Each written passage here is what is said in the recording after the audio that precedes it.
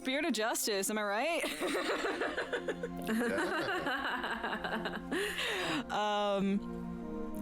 I should put. I guess I can just like quickly say my piece because I went back and I watched the ending. I rewatched the ending of Turnabout Revolution, and I pretty much said everything that I wanted to say then about Spirit of Justice. I think Turnabout Time Traveler, I think I just had a difficult time like fully like investing my full attention into. I'm not really sure if that's the game's fault. I was kind of in a bit of a fugue state over the last month, so you know how it is. Nah, it happens. This was so funny though. These escapades in this time.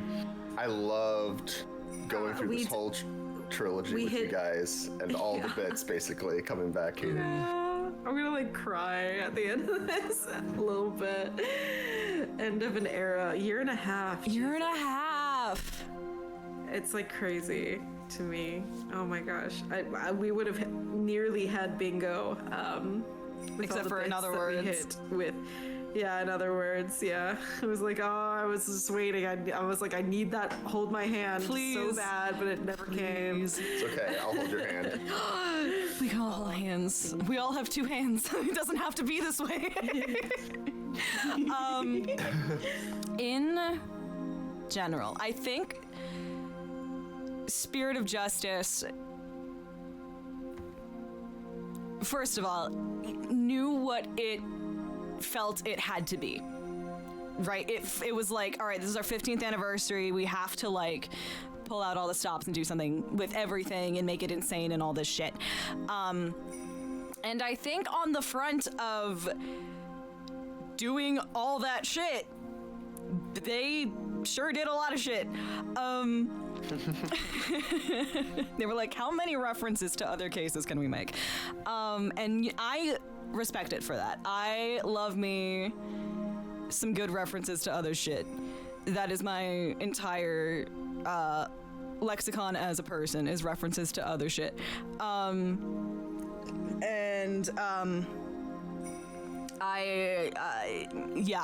love the narrative device of calling back to shit. So I love fan service, especially when I'm the fan being serviced. In terms of story, I think my opinion on the story of Spirit of Justice is, I think, similar to Jack's opinion on Dual Destinies. It had cool shit it could have done if it had like a little more time to expand on it.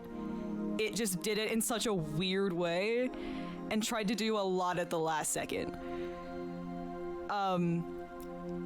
And there's shit that like I really wish they dove into more and didn't focus on as aggressively. Like, it felt like I don't think there is a case in here that I actively disliked. There was like one or two where I was like, it's not that I don't care, I just don't care, you know? Case 1 and Case 3 can be pretty boring. Yeah. Case 3 is so boring. I understand they have to introduce mechanics. I don't know. The thing with those two is that the game starts with the cutscene of Maya getting kidnapped, and so the entire time you're like, can we get to this part? Except it doesn't. And then it never pays that off. Or like it never. That prologue does not actually match with the events of the game. It doesn't. Is basically not really canon. It's nothing. It's literally nothing. And I do wish that they had, had the balls to go through with that. Because with Turnabout, I think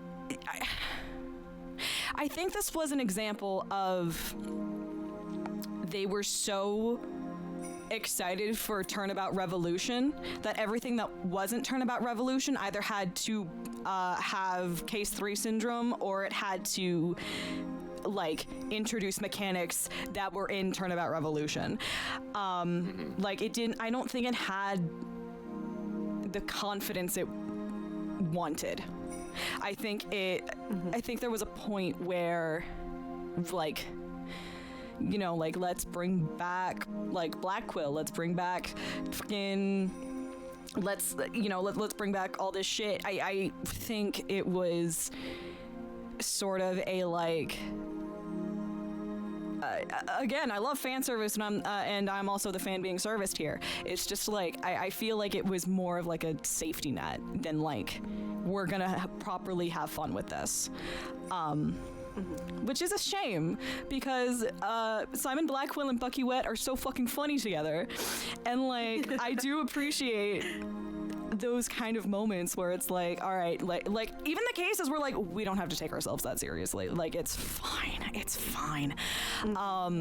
It reminds me a lot of how characters are used in the investigations games, where they are just like the toolbox of the toy box of characters that you can pull out and stick into a situation, and not really take into consideration like what impact it would have on them as like emotionally. Which, you know, for better and worse, I think that works. I think, since you brought Black Quill as an example, I think the fact that Black Quill has like a friend who runs who is like, has this noodle shop that like he is like so emotionally invested in, I think is such a charming addition to Black Quill's character. But it works because it's a case that the stakes are low. And I say this about Investigations 1 especially. Like, in light of it, I enjoyed it way more when I replayed it on my most recent playthrough, and I realized that like, genuinely, for these characters, like, even though there's like international crime and everything that they're investigating, there are not really proper like emotional stakes for most of the characters in Investigations 1. It's just kind of like, you know, a chill. I mean, it's a very busy week. I was gonna say, Miles Edgeworth, terrible, horrible, no good, very bad week, but like. but Edgeworth is not gonna feel different at the end of Investigations 1 than he did at the start, basically. Correct. I have a dog. I have another daughter. I have a new child.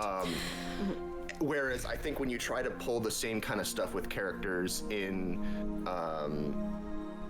Dual Destinies and Spirit of Justice, by the fact that it's mainline, by the fact that these are sort of like big pillar story beats for some of what these characters are going through, like Apollo and to a certain extent Phoenix and Athena, that like they have to matter more than they do. I guess. For me, with so far, like, upon replay of Spirit of Justice, I was surprised at how much I was, upon a replay, that I was like, okay, this is better than I remember it being. It's still like not quite up to par for me, and I know like my controversial fandom take is like Apollo Justice, like AA4 good, like really good, but like because my issue when I first played Spirit of Justice, and like the reason why I honestly couldn't finish it, and I felt like that meme where it's like the guy like mining and he just misses the diamonds. Because when I did get to play Turnabout Revolution, I was like, oh, actually this is pretty fucking good, but like, but I'll talk about that in a second. But it was like, the problem that with Dual Destinies is that Dual Destinies' lost potential actually made me viscerally angry. And so it's very memorable in that sense, because I'm like, I remembered how it made me feel like that. Whereas with Spirit of Justice was just so boring, aside from Magical Turnabout to me. Like, I was like, Magical Turnabout, like, we're back, baby. And then right a Turnabout happened. I'm like, never mind, we're mid again. Let's go. And we're so back. It's so over. We're so back. It's so over. It's so over, yeah. And it's a lot more peaks and valleys than Dual Destinies, in my opinion. There's a lot more valleys than Dual Destinies, because the problem is with like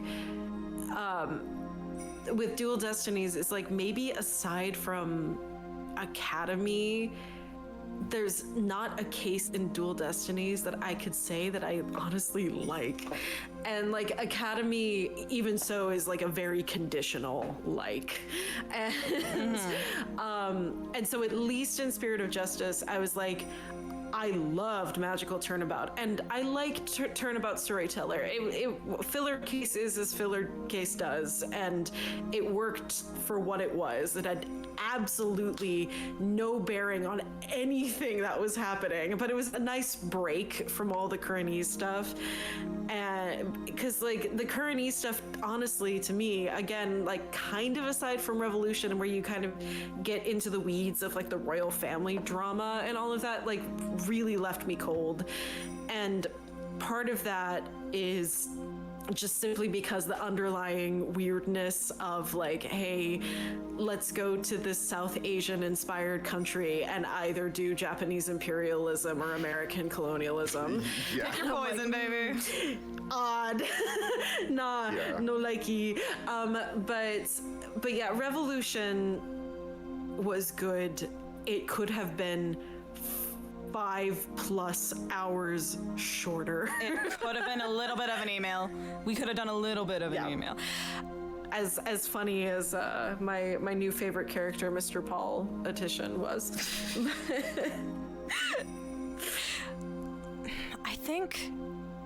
I know we've mentioned this before, but it is a very good point that like Revolution should have been split up like Cosmic and Tomorrow were split up, because they are very much two separate things. I think the only reason they have it as one is because they're like, oh, it feeds so directly into it that it's like we literally cannot stop. And like it introduces Dirk, who's the central character of both, and you have the Founder's Orb, which is like the subject of the case in the first one, and then that ends up being like a major thing in the last part. Okay, so I forgot about the Founder's Orb. I'll be so fucking real. I thought that was introduced in 5, and I was like, I don't know what the fuck we're talking about. Why does it sound like we should know what this is? It's because we mentioned it. Check's wrist 3 months ago. But I think that also just goes to prove how like not memorable Case 1 is. Like, I remember like bits and pieces. Like I remember when that was even Case 3, it was like the fucking moss. But like I understand like it sets up like, you know, this place politically sucks. This, you know, we're gonna do some war crimes, but it'll be okay actually. Like all that shit. That's fine, whatever. I understand from a story point why Revolution is all one, and as you said, it introduces Dirk, and it is that entire like character arc of like, we need to use evidence from the first bit later. But then that argument also works for Cosmic and Tomorrow of like, it starts in Cosmic, and then that same shit still this is the same case. This is the same shit. We can still it would be like if they split up Goodbyes into the Yanni Yogi section, and then at the last second they were like, let's have an entire 6-hour case that's just for Edgeworth's fucking shit, and it's like, we don't need to do that. We can just have the Clay Tarrant arc in one fucking bit. The only fucking reason I can imagine that they split it up is because they needed to be like, oh, this is where you can play the first case if you're doing it chronologically. It's like, okay, sure. That's not a good enough reason, though. That's you can just stop it. But even then, that doesn't really work because Cosmic, it's literally just the first chapter of Cosmic that is set before exactly of Dual Destinies. But no, yeah, it's. Why did we split it? It really is. It honestly, it's really just a matter of like player expectation and player pacing, and I think Tagad 2 has a similar thing, and it's really something that threw me off with Spirit of Justice the first time I played through it was when Magical Turnabout was just one investigation and one trial, and it was just very long for both. Yeah. I was like, what is happening? And so it kind of threw me off for the rest of my first playthrough, for sure. Yeah. Temsik says, I also really wish the game tackled the fact that revolutions are a very simple thing. Revolutions are fucking messy, and overthrowing an entire system will still hurt people despite your best intentions. Yeah, it's one of the, again, it's something I was like talking about this to no one in particular earlier today, but I was thinking about it of like, mainline Ace Attorney will not touch on the deep-rooted trauma the way that they had the balls to do with Taga. And because I was thinking about like, I'm gonna spoil the end of Taga too, so if you don't want that, go la la la la la for like a minute. But like, the visceral difference between like fucking like the you know, I don't know, we'll go easy, we'll go like the fucking, you're gonna find like Mia Fey immediately and you never talk about that in the game. Basically you talk about it for like 2 seconds and then it's like, well, moving on, versus the end of To God 2 with the scene of Mikotaba talking about delivering Lady Baskerville's baby, and then it's just like in the quietness of the castle next to her corpse, I'm hearing this bloody baby wailing, and it's like that kind of visceral like shit. I think I wish mainline Ace Attorney did more often, because there's like fucked up shit that happens in Ace Attorney. Everyone's like, fucking Turnabout Time Traveler was about someone gaslighting a dude for like at least a year, maybe 2, maybe longer. I'm bad at math. And they touch on it again for like 7 seconds with fucking Sprocket like having a breakdown. Thank you, Soren Sprocket having a breakdown about it. But like that's kind of it. Like they don't talk about like, I can't believe this. Like they don't decompress from that ever. And my one thing I think I will say in regard to that, like especially in regard to like Mia and stuff like that, is like it was like Takumi's first rodeo. And B, the other thing is like Phoenix is so cagey. He's such a cagey little bitch. That he's like, I don't want to talk about my feelings. I know. I know. I know. It's a character choice, and I respect that it's a character choice. It's just very rarely do other people even try to. Like, Athena tries to talk about it. She's like, hey, this fucked up shit happened to me when I was 7. And then everyone's like, how a bummer. And then moves on. And it, like, never comes up again. Like, it's... I think part of it is, like, we aren't going to reference past games, which is a really weird move, but whatever. No, I disagree with that one specific thing. That is, I think, almost exclusively a Dual Destinies problem, because in the balance of them writing Dual Destinies, it was, they focused between the 2 spectrums of writing a continuation to the previous games and basically being a soft reboot that new players could jump onto. They erred more on the side of soft reboot, to the point where dialogue referencing previous stuff is present, but is spoken about in such vagaries that like brand new players wouldn't even. We were raised by the same teacher. Your fucking mom. And so, and I think Spirit of Justice intentionally tries to course correct in that regard, and I think the way that it treats past cases is much more similar to that, to like how, like, you know, Justice for All or Trials and Tribulations does it sort of in passing. Sometimes it overcorrects, and that's how you get Men of Mystery fucking photoshopped in. As part of the team. I do respect Spirit of... thing also I'll say. Sorry, one quick thing I'll say about Temsic, about the revolutions thing. I think that's really, I agree, I think that's really interesting. I also don't think that's literally the kind of like thematic story that mainline Ace Attorney / Yamazaki Ace Attorney is interested in telling. I think the character drama stuff that Kate is describing does come up on occasion, but not to the extent that we, who are freaks about characters, would prefer.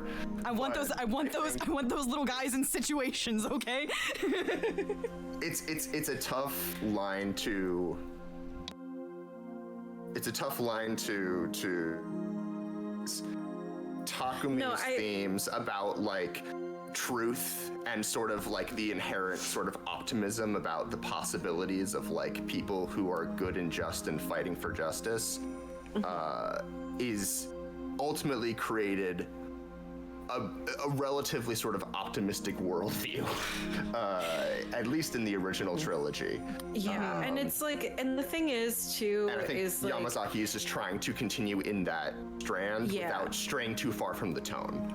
Yeah, and the thing is like with Spirit of Justice in terms of like this whole idea of revolution, this very idealized version of revolt, is that like Spirit of Justice is not the only piece of media that is like guilty of that. Like I think about you know, like early Star Wars, like before all the of, original like, trilogy of Star and all Wars is that. this. Yeah. Yes. 100%. And so, because like at the end of the day, I mean, yes, there are these like really broad themes of like truth and trust and all of that comes in, but really where Ace Attorney shines is in this like individual character drama and the relationships with one another, rather than these like grand narratives of, you know, like revolution and all of that. And so really the revolution is just kind of in the background. It's a backdrop for the story that they're actually trying to tell. Yeah, exactly. So, which is why, again, like some of the Korean stuff kind of left me cold, because the whole conceit of this like revolution of like attorneys is just, it's very silly and it's wacky and like it's that Ace Attorney thing. But when you kind of like try to present it in a way where it's like, we want you guys, the players, to take this seriously as something that should be happening, but also not give it a lot of focus, because we want to focus on Apollo's relationship with Dirk, kinda, and also like Dirk and Amara and like Nayuta and Rafa and Garan, and like, you know, all this like royal family stuff and these like individuals again and their like weird relationships with one another and how things come in and all of that. If we want to focus on that, then the revolution falls kind of to the wayside, but it is still necessary and they want you to take it seriously. And it just kind of, something that comes off of that is it just is almost inadvertently comedic in a way. And of course, even with all that character drama, that's not like the ultimate point. I think with Yamazaki stories especially, the ultimate point is to make an interesting murder mystery that the player can solve through their game mechanics, through the evidence, through everything. And and while the revolution is the main sort of backdrop, and the character work is like the close backdrop, really the character work is there to facilitate the murder mystery rather than the other way around. I think Chiga is an example of murder mysteries facilitating the character work. Whereas this is character work facilitating murder mystery. Yeah, because I think the original trilogy is kind of a good example of both, where there are certain cases where it's like, yeah, this is just a murder mystery, but like, but there's so much, I mean, just like really this element of trust that comes in with Phoenix and Edgeworth is like really the whole like, that's what the point of the Turnabout Goodbyes is. Actually, that's also what the point of the Rise from the Ashes is. Exactly. And it's like, easy to compare the original trilogy to these games, but the original trilogy was so, I guess, uniquely created in the sense that it was all done back to back. It was all on the same hardware, using the same assets with the same writer over the span of like 2 or 3 years. It was it was very easy, even though you're telling different stories, to make it cohere and sort of build it from the ground up to make it feel like a full unit once those 3 were done. 4, 5, and 6 did not have that luxury because there was a big gap between 4 and 5 and 6, because 4 was written by Takumi, 5 and 6 were written by Yamazaki, trying to build off what Yamazaki possibly could from 4 while also making it a jumping on point for new players. And all these things means that inherently it could not be as well cohesive, like it could as thematically or even character work as cohesive as the original trilogy, because that's not that's just not circumstantially how it happened. I think Yamazaki did the best he did do the best he could, yeah. And I really appreciated by the time they got to Spirit of Justice that they really focused on Apollo and Trucy as characters, and without a doubt, Spirit of Justice, by the time that it was sort of, at least by the time that they were writing it or finishing developing it, they realized if we want to make 4, 5, and 6 as a trilogy, something like 1, 2, and 3 was, they're gonna put as much as they can into, especially Turnabout Revolution, to try to wrap up an Apollo Justice trilogy that otherwise didn't exist. Yeah, And I think they did the best they could with it. I think Apollo's whole deal, like, especially in comparison to what happened for me personally in Dual Destinies for Apollo, I think this was a really good course correction for him. I know that people make fun of like, oh my god, like the multiple backstories and like you didn't see this, but like, It's not that but they I don't think it was a cohere. nice, I think it was a nice touch, and they did a good job with that. Of course, there were elements that I wish could have been explored more. I like Dirk probably more than most people. I understand. Like, I understand that he really was trying his best to, like, in a really shitty situation and like trying to like protect his kid. But at the same time, Apollo has every right to be angry at him and not want to trust him and all of that. And they start off with that, with this That very, tension I is love so that. like, relationship. It's so and good. And I love it so much, and and I think I latched on to that initial tension at the very beginning of Turnabout Revolution between Apollo and Dirk, because I wanted that between Apollo and Phoenix Yes, so bad. yes, yes. Never happened. And so I was just like, I needed like that to come to a head, and it never did. So I was like, well, at least I have this other shitty father figure to do it. And but Jack, it's we can like, fix her. But We can fix her. But at the same time, I do think, I mean, of course, it stands to reason, because like it's a video game and you only have so much time and all of that. I do think that Apollo like forgave him a little too quickly. Yes. Yes. That little boy has so much spite in his body. That should have taken him years. I'm sorry. It should have taken him longer.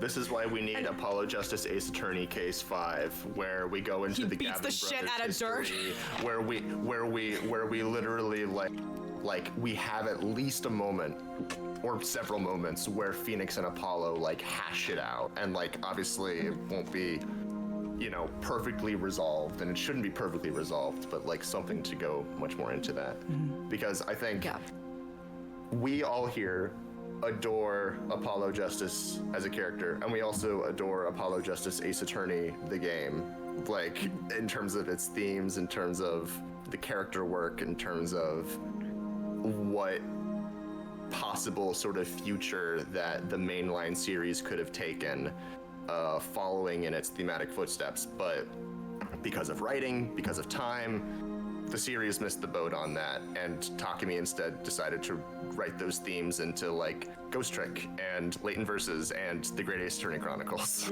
And so what we get as a follow-up story-wise, you know, I'm totally with you. If they were more in tune thematically, Phoenix would have been not the villain, but like, you know, would have been much more of an ambiguous figure even in 5 and 6. Although I think on our most recent Dual Destinies playthrough, I was struck, honestly, especially early on in the game, once you sort of get over the tutorial where Phoenix shows up, Phoenix is not, like, you don't play as Phoenix for most of the rest of the game.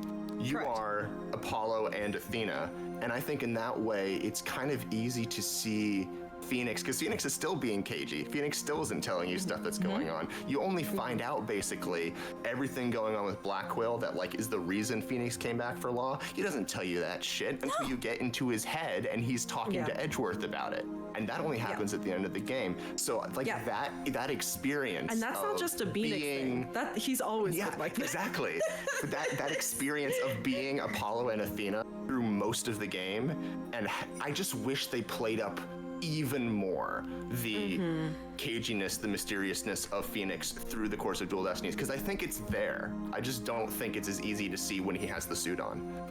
Jack, I want you to make your point because I want to talk about what 10-6 said. Yes. Jack, please make your point from 2 minutes ago. My point from 2 minutes ago? I don't know. It was 2 minutes ago. I don't know.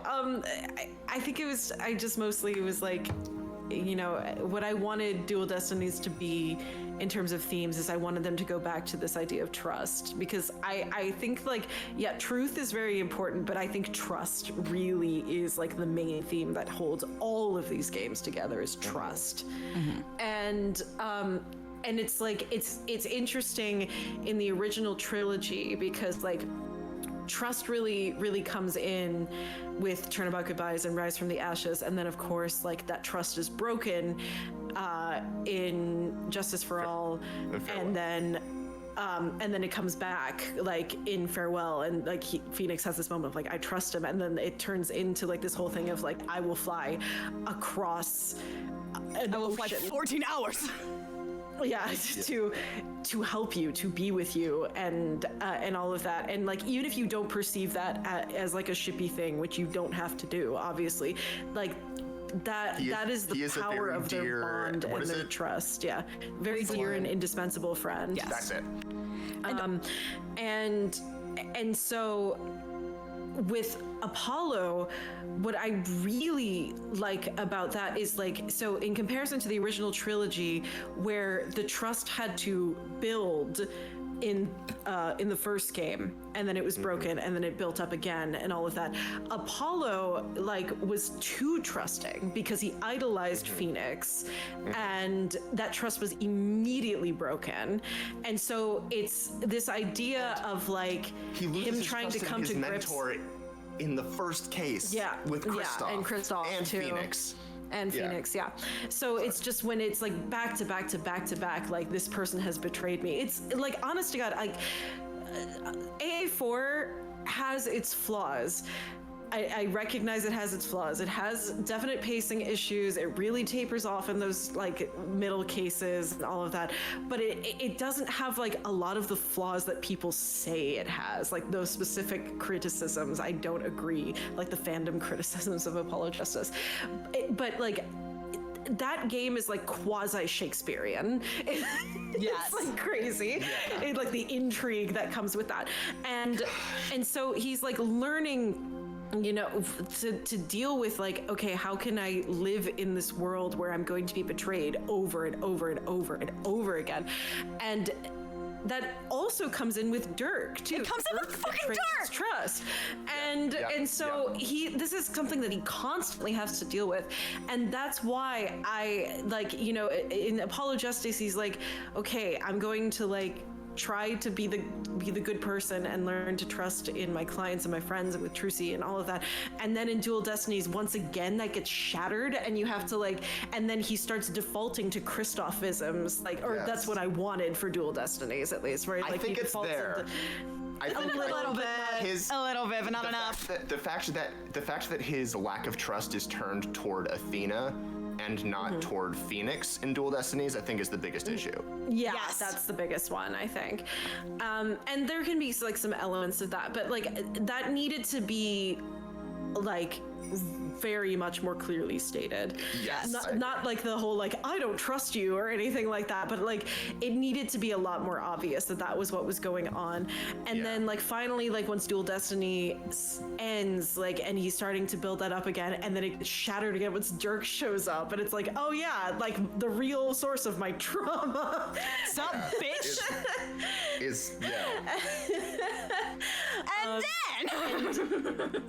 And then but it just, that theme kind of tapers out, and that kind of makes me sad. But anyway, Kate, sorry, No, this is what Jack, I'm shaking your shoulders. I love hearing you talk, and we never let you talk, and I feel really bad, and I love hearing you talk about shit. Thank you.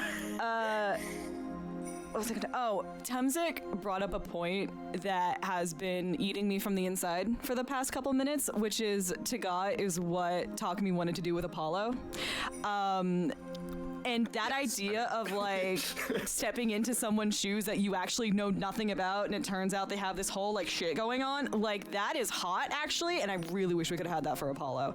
I wish we could have had. I think the focus of Taga on like what was the someone made a whole Tumblr post of like this person that you idolized is gone from your life for uncontrollable reasons, and you're trying to live up to this person that you built them up to be in your head, and then you get to see them again and it turns out that they're not at all what you remembered, and it turns out they're not the one that changed.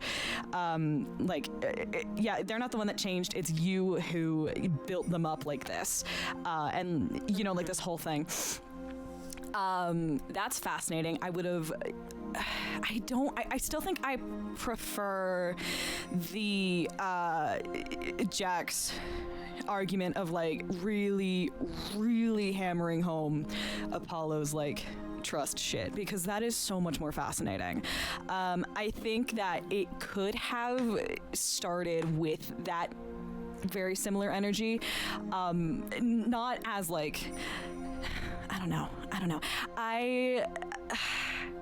I think that taking Phoenix's like complete place and Phoenix just being like gone and like not even like a source of information at all, I think would be a little bit too crazy. It would be really fun to, the way that, you know, Taga did, it would be fun to actually like face off with him in a serious situation and not just like in some bullshit case. Yeah. Like I truly wish that Phoenix had been the prosecution for all of Revolution. And not just the stupid politician bullshit. I think it would have been way more interesting, because we've had our like prosecutor like realizes some shit's fucked and has a breakdown about it. Jimmy, that's the 4th time you've brought that to show and tell. Poor Nayuta. What a waste of a character, and I feel really bad. I wish we could have done more with Nayuta. I know we couldn't have, because again, this game has so much it wanted to do, and despite being a 12-hour case, did not have enough time to do it. And I think because everything it wanted to do was just in that one case. It was. We could have spread it out. All I'm saying, we could have spread it out. Yeah. Because like they tried to do with Nayuta, like it literally is like Turnabout Sisters. Like they were trying to do the reveal where it's like, wait, you two know each other? Oh, you know, but but there's not enough of that intrigue that happens. Because what happens in Turnabout Goodbyes, you know, we get this like whole bit where like Edgeworth is the one that is accused of murder and you have to defend him, and again, trust, teehee. But the problem is with Nayuta is like, Nayuta is never anything but an adversary until Turnabout Revolution. Like he never has like that like aha moment that Edgeworth has, you know, with Unnecessary Feelings and all of that, where he actually helps you and realizes like his whole worldview has been shaken because of what Phoenix is doing. And Nayuta never gets that, and he literally just kind of shows up as an asshole, and then very suddenly in Revolution it's like, oh, I'm going to have development now, but I'm going to be overshadowed by Garan. I'm gonna be overshadowed by big tits, literally. I don't get to be the prosecutor of this case. I understand the idea of like Nayuta being knowingly being a pawn in something much bigger than him. I think that's an interesting way to do it, instead of, you know, the way of like... They did it better with Apollo. They did it better with Apollo! In his first case, they did it better with Apollo. In his first case, the idea of Nayuta knowing what he's doing, sort of in like a bridge to the turnabout way, and I guess also still in a revolution way of Maya knowing what she's doing. I think that's interesting. I think that Rite of Turnabout could have been completely different. I don't know what it would like. I think we could have introduced like a couple of those dynamics a little bit faster. I think it still would have felt like, why are we talking about this now and then not talking about it for 38 hours? Like, I think that it was like a little bit, you know, again, it's the pacing issues that we've talked about, but I think that there is so, I don't want to say this.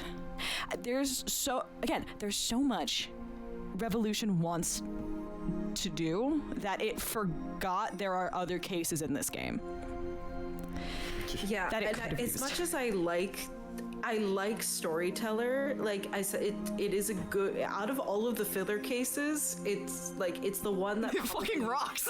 brings me It's so brings funny, me the is the most main joy, aside from Yeah. maybe like I'm a samurai apologist. I like samurai a lot. Yeah, Samurai's good. Samurai's fun. But yeah, samurai good.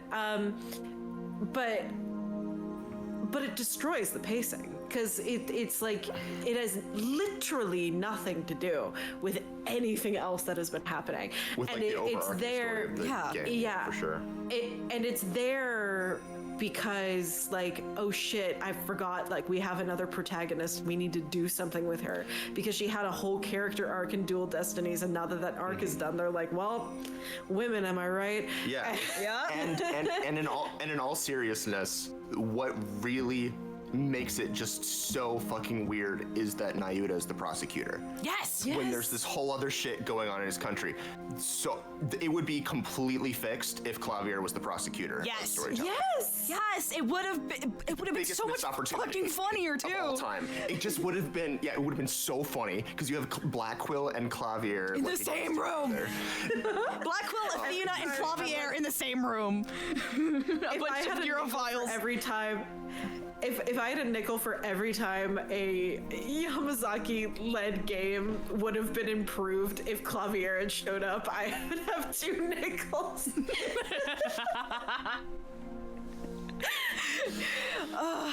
It would have been so funny, and it would have been so much more obvious that it's like a side thing. You know? Yes. I think, or something that you know is not going to tie into the larger story Yes. in any way. No, I know, but it's so weird because it's like, I mean, it was part of this is the problem of like localization, because like our version of the game takes place in the US and whereas the original game takes place in Japan and all of that. But like this idea of like Nayuta literally going back and forth between 2 countries on the opposite sides of the Pacific Ocean just to be a fucking hater is like crazy to me. It's a key character point that is only funny in the localization. Like it's just like he's like, I've got my job to do over here. I need to go fuck with my brother so bad. I can't even imagine what the French version must be like. Oh God. Oh good lord. Mans has to go like fly over fucking Mongolia to get it. The point stands. Ow. The point stand. I keep yanking on my mic cord. I'm sorry. The point stands is that if Spirit of Justice had taken in this theme of trust, if Spirit of Justice had trusted its audience just a little bit more, I think it would have been better. I don't think it would have been perfect. I think this specific kind of idea is already very difficult to pull off with all of this shit you're trying to do at once. Like trying to have like all of these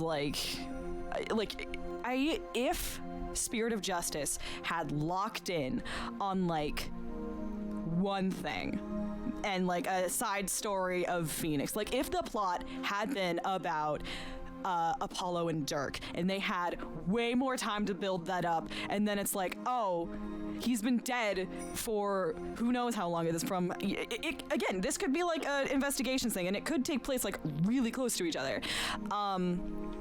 So it wouldn't have to be all that ridiculous that like, oh, Dirk's been dead the whole time.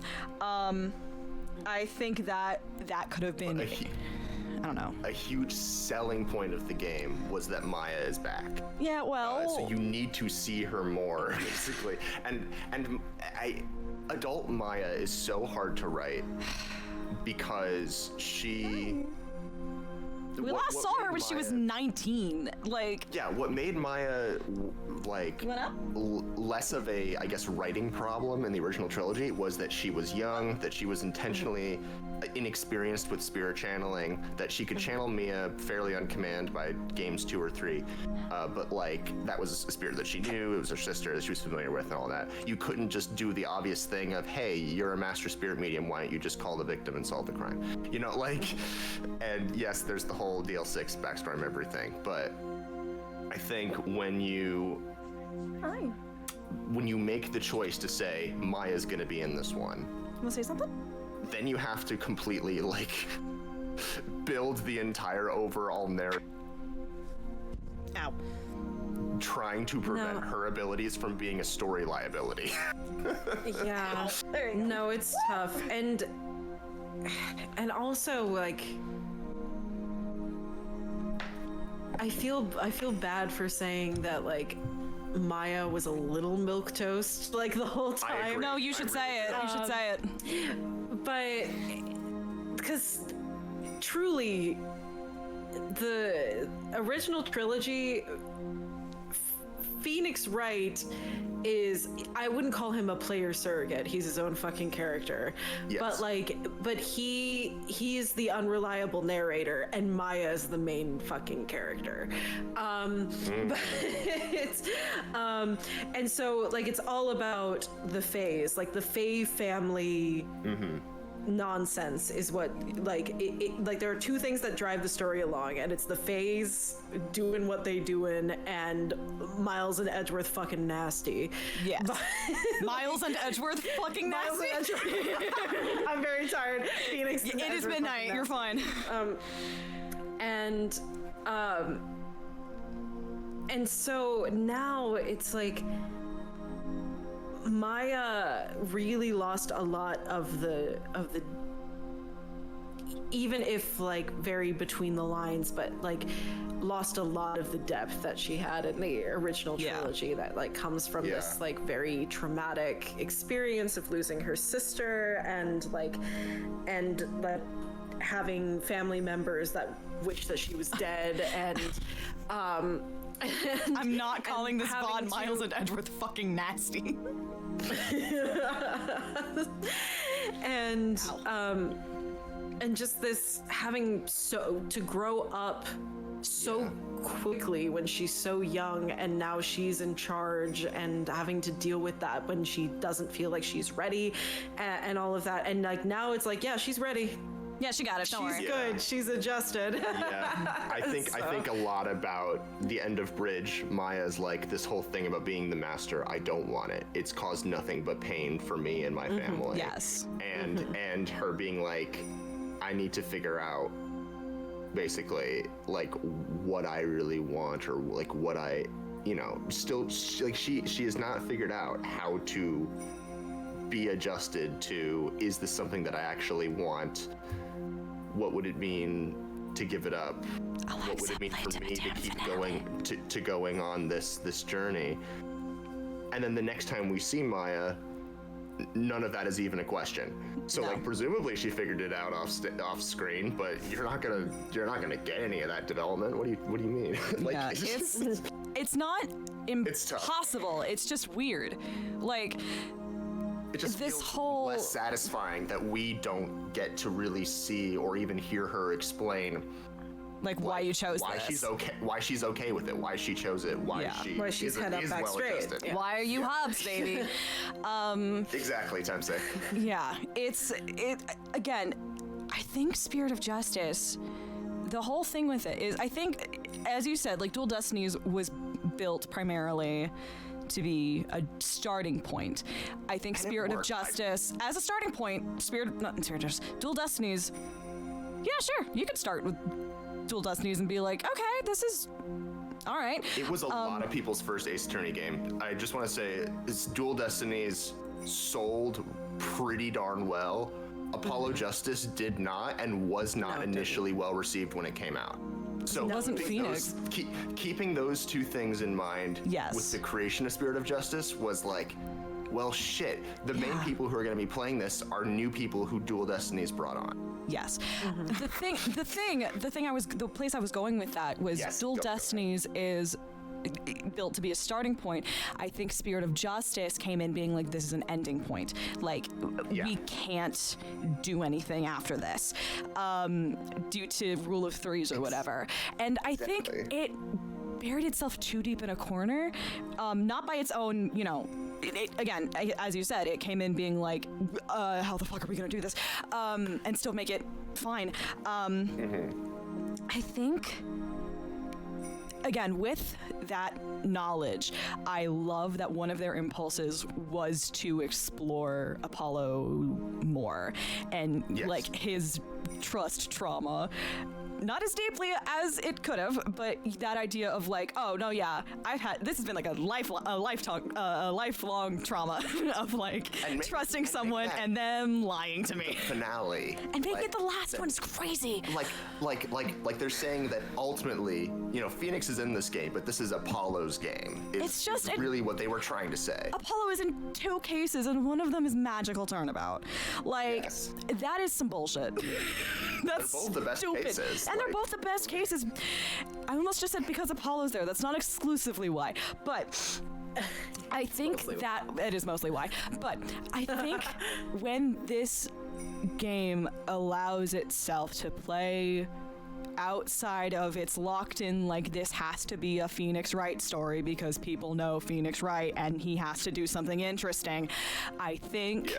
And like, as like the Turnabout Terror, like he's like one of the only people that like it would make sense for him to help with like defense lawyer revolution or whatever the fuck. He is not an interesting character in this game whatsoever. Unfortunately, he is simply not. He's more interesting in Dual Destiny. He's way more interesting in Dual Destiny. It's great. I hate to say it. He's literally just here. He's here to flirt with his husband, and that's it.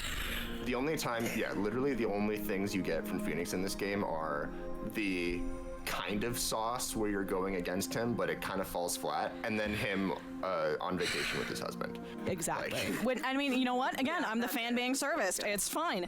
I just think that, like, they should have committed to getting, like, if the plan for this game, which I wish it was, I don't entirely necessarily think it was, but if the plan for this game was, as you said, to kind of get 4 and 5 to one semi-cohesive place, I think they, even with AA4 being way less popular, I think because of that, they should have leaned into it more.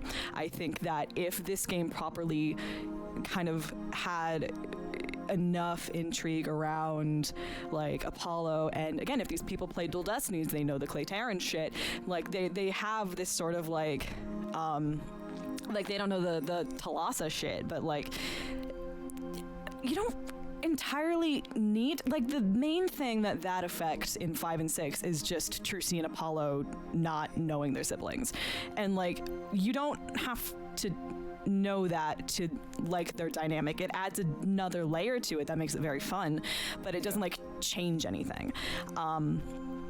And I'm not saying they should have been like, oh hey, by the way, we're siblings. I think because again, if we're doing that and we want to preserve that moment in AA4, that's fine. It's just there's nothing that's challenged his morals since AA4. That's it. It's very much the idea of like, I know I can fix this. I know like these people are wrong. I'm not even gonna consider that shit. I'm not even gonna like dwell on the fact that I have fallen victim to this and I've done this before to get my point across. Like it's this like we're going back to Phoenix being the idolized version that Apollo had, except he's an asshole to Apollo. That is what Phoenix Wright is. Yeah, and that's what the whole like conceit of like the Dark Age of the Law really kind of like pissed me off, because it's presented as this like A, very empty threat, that, and B, like it's this thing that only the worst people in the world would ever stoop down to, and I'm like, Last game, this was a whole plot. Literally, Dark Age of the Law is everyone cheating on their college classes with ChatGPT because it's easy and convenient. Like that's really that's what the Dark Age of the Law should be, where it's like, oh yeah, you do whatever you can to win because no one's gonna stop you. No one's gonna fucking stop. Everyone's doing it and it's easy and it's fine. Who cares about being correct if you can get results? And again, that's very interesting in a story where the whole thing is truth and justice and trust and all this shit. That's fun. But it's you did it wrong. Really it's annoying when it's presented as this whole the ends justify the means kind of situation thing, and people are no, especially Athena is no it doesn't, what are you talking about? And I'm literally all of fucking Turnabout Succession is just Phoenix creating a new legal system to because he had beef with one fucking guy. It's nothing drives a man on farther than spite. Yeah, and it's not just AA4 Phoenix that does shit like that, and that's what always pissed me off about people are his characterization is so completely different in AA4. No, the fuck it's not. It really isn't. Your perspective is different, but it's your the same perspective guy. is different. Yeah, and it's Phoenix has never ever been above underhanded methods, and the ends justify the means. I found this wiretap in your hotel room. Yeah. What? The biggest example of that, honestly, is in Recipe. Yes.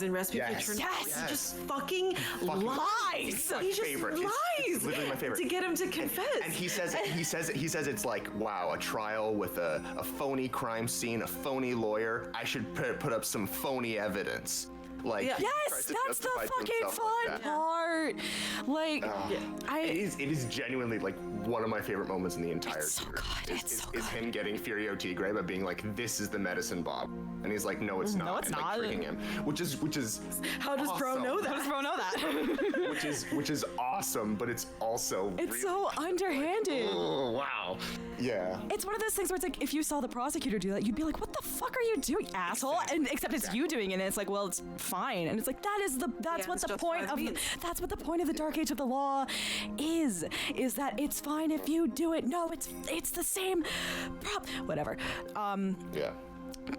No, it would have been a really great moment, and I talk about this in my little. I know that we're complaining about dual destinies now, but no, it's fine. That's what we're doing. But We're talking about the whole trilogy now. With the whole trilogy, yeah.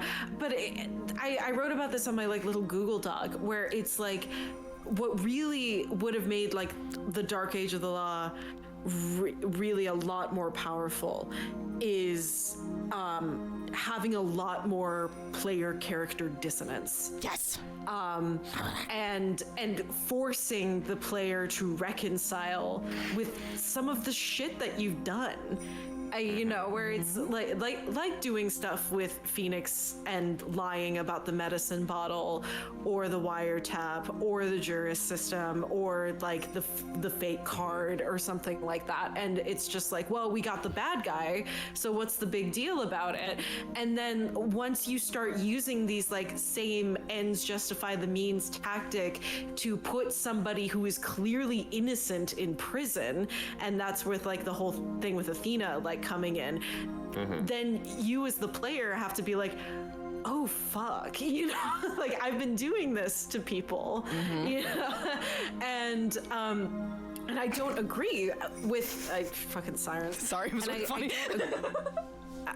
And I don't agree with what is happening right now, but I'm forced to because it's like a but thou must kind of situation where it's like Apollo is gung-ho. Apollo is controlling the story now and you have no fucking say in it.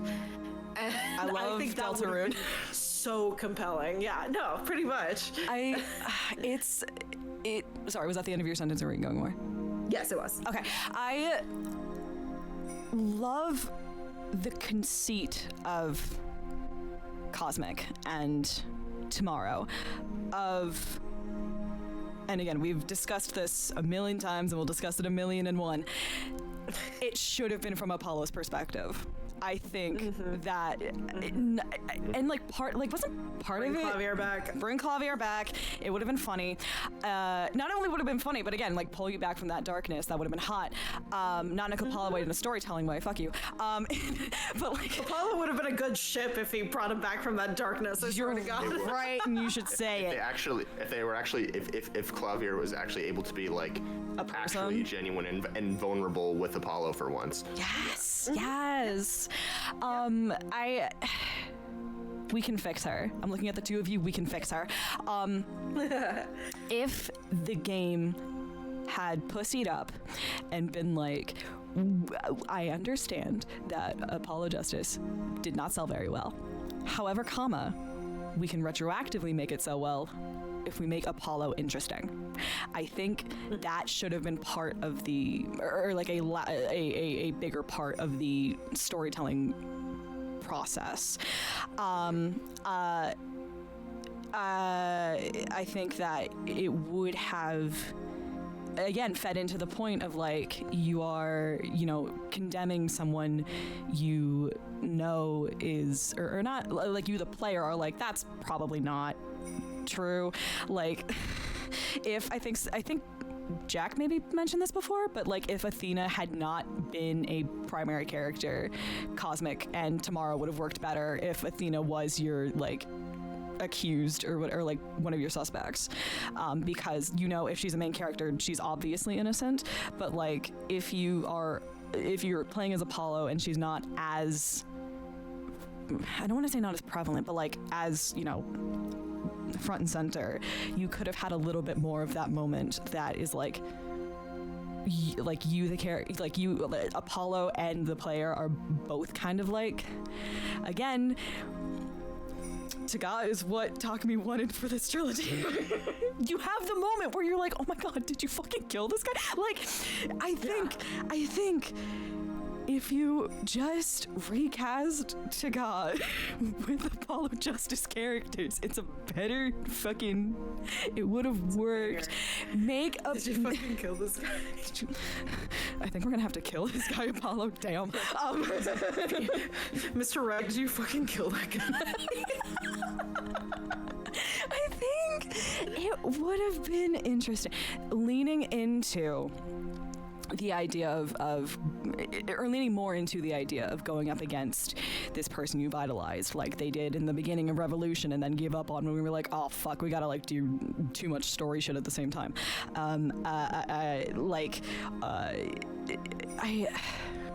I do think that if AA4 sold better, the Apollo parts of the story would also be better. I think that they would have actually made Apollo Justice 2. Exactly. Yeah, like Apollo Justice 2 with Cosmic and Tomorrow kind of as its background, the way the Revolution was supposed to be the background in this game, I think would have worked. Again, bringing up Jack's and Defendant. Yeah, I was gonna say your outline of Clay Terran Defendant is so much more interesting. I do love me some Tragic Doom Diawi, but like you gotta earn that a little bit. I think that I'm having a lot.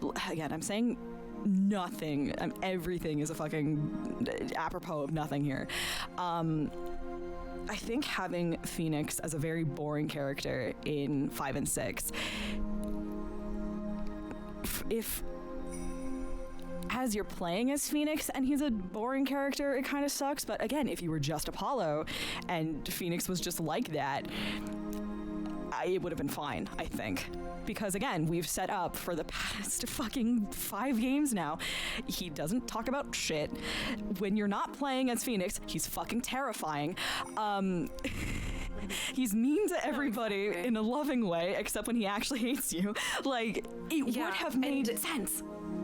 Yeah, and it just having everybody be so fucking cagey in Dual Destinies, and furthermore, like even having like Dirk be cagey in Spirit of Justice as well, like it really kind of plays into like Apollo's inherent fears of like what happened in the last game. Because a big criticism that a lot of people have of Apollo Justice is like, well, Apollo doesn't feel like a protagonist in his own fucking game. And I'm like, well, that's what the point of the AA4 is. It's like he literally is a pawn in a greater game. And then eventually, if there was a little bit more like narrative coherence throughout the course of this trilogy, yeah, it's like if there was a little bit more narrative coherence throughout the rest of the trilogy, then it would have been. And there's like aspects of this. There's like a little bit of it that's there that I was like, okay, fine. But you would see him like really come into his own agency. And if we do like the rewrites of Dual Destinies where he's like, I'm gonna take this agency by force, and then eventually in Spirit of Justice kind of learning to find that balance. So it's like having like Phoenix is still cagey because he's dealing with the whole shit with Blackwell, and like Athena's being cagey because of her connection to the Space Center. And if Clay is alive, like Clay's being cagey because he signed an NDA about faking the moon landing. And so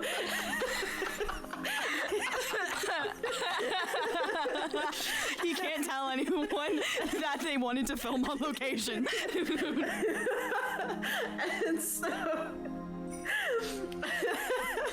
And so it goes back to this idea of like this fear that he had in AA4 of like, this is so much bigger than me, and I'm once again out of the loop, and I don't know what's happening, and I don't know who to trust. And then that's where he's like, no, I'm gonna take the reins of this narrative by force. Also, because then that's where he becomes really scary. Yes. Also, because like if we had really, I say we like we had any part in this, if they had leaned more into the trilogy being about Apollo's trust and or lack thereof in himself, the people around him, putting up this like protective, like not trusting anybody, because like the second he lets himself get vulnerable, they're going to fuck him over, which would have made his crash out in Revolution hit so much harder. Because that would have been like the biggest, like this person who for like literally the majority of my life, I was like, like abandoned me in a different fucking country, said he would come back with the milk, never came back with the milk, did not communicate with me at the fuck all, like all this shit, like suddenly comes back, saves my life, tries to be like, are you winning, son? Like expects me to help him, right? And like all this shit, and like finally having that connection with Dirk that he had been missing or lacking for the past, like 20 years, whatever the fuck, 15, 16, I don't care. Like that final reveal of like he has been dead this entire time, and like I think that would have hit so much harder. And again, as I think Mads has pointed out before, like it's not like that is still like that is still Dirk trying to like rectify all this shit, but I think the fact that it like unbeknownst, it's past midnight, to like anyone except for like Maya, like that this couldn't happen until he died. I think that final like, wow, there's just like, I'm never getting this shot again. Like I can't, after this is over, I can't ever have like a real connection to my dad and like hash all this shit out properly. I think that final sort of realization of like everything that I thought was happening over the past however long it's not that it's been fake, but there's been a very I feel like I've missed out on crucial need to know information, like and again, sure, it could have been to protect him in the way that kind of, if you really stretch it, first case turnabout, no, not Trump. Yes, Trump? Doesn't matter. The first case of 4-1, yeah. The kind of that same way of like, Trump, yeah. The less Apollo knows, the less he gets hurt in all of this, kind of. Like, that idea coming back right at the end, just being like, fuck me, like all of this shit hitting at once. I needed to fucking know this. I needed to know this shit. Oh my god! And like, and again, he knows. After this, not really an easy way to be like, hey Maya, can I talk to my dead dad again? Like, because that's a healthy thing to do. Like, I think that connection with Edgeworth could have been focused on a lot more as well, and had a proper explanation of why he doesn't or hasn't talked to Gregory in his death, despite kind of knowing that's an option.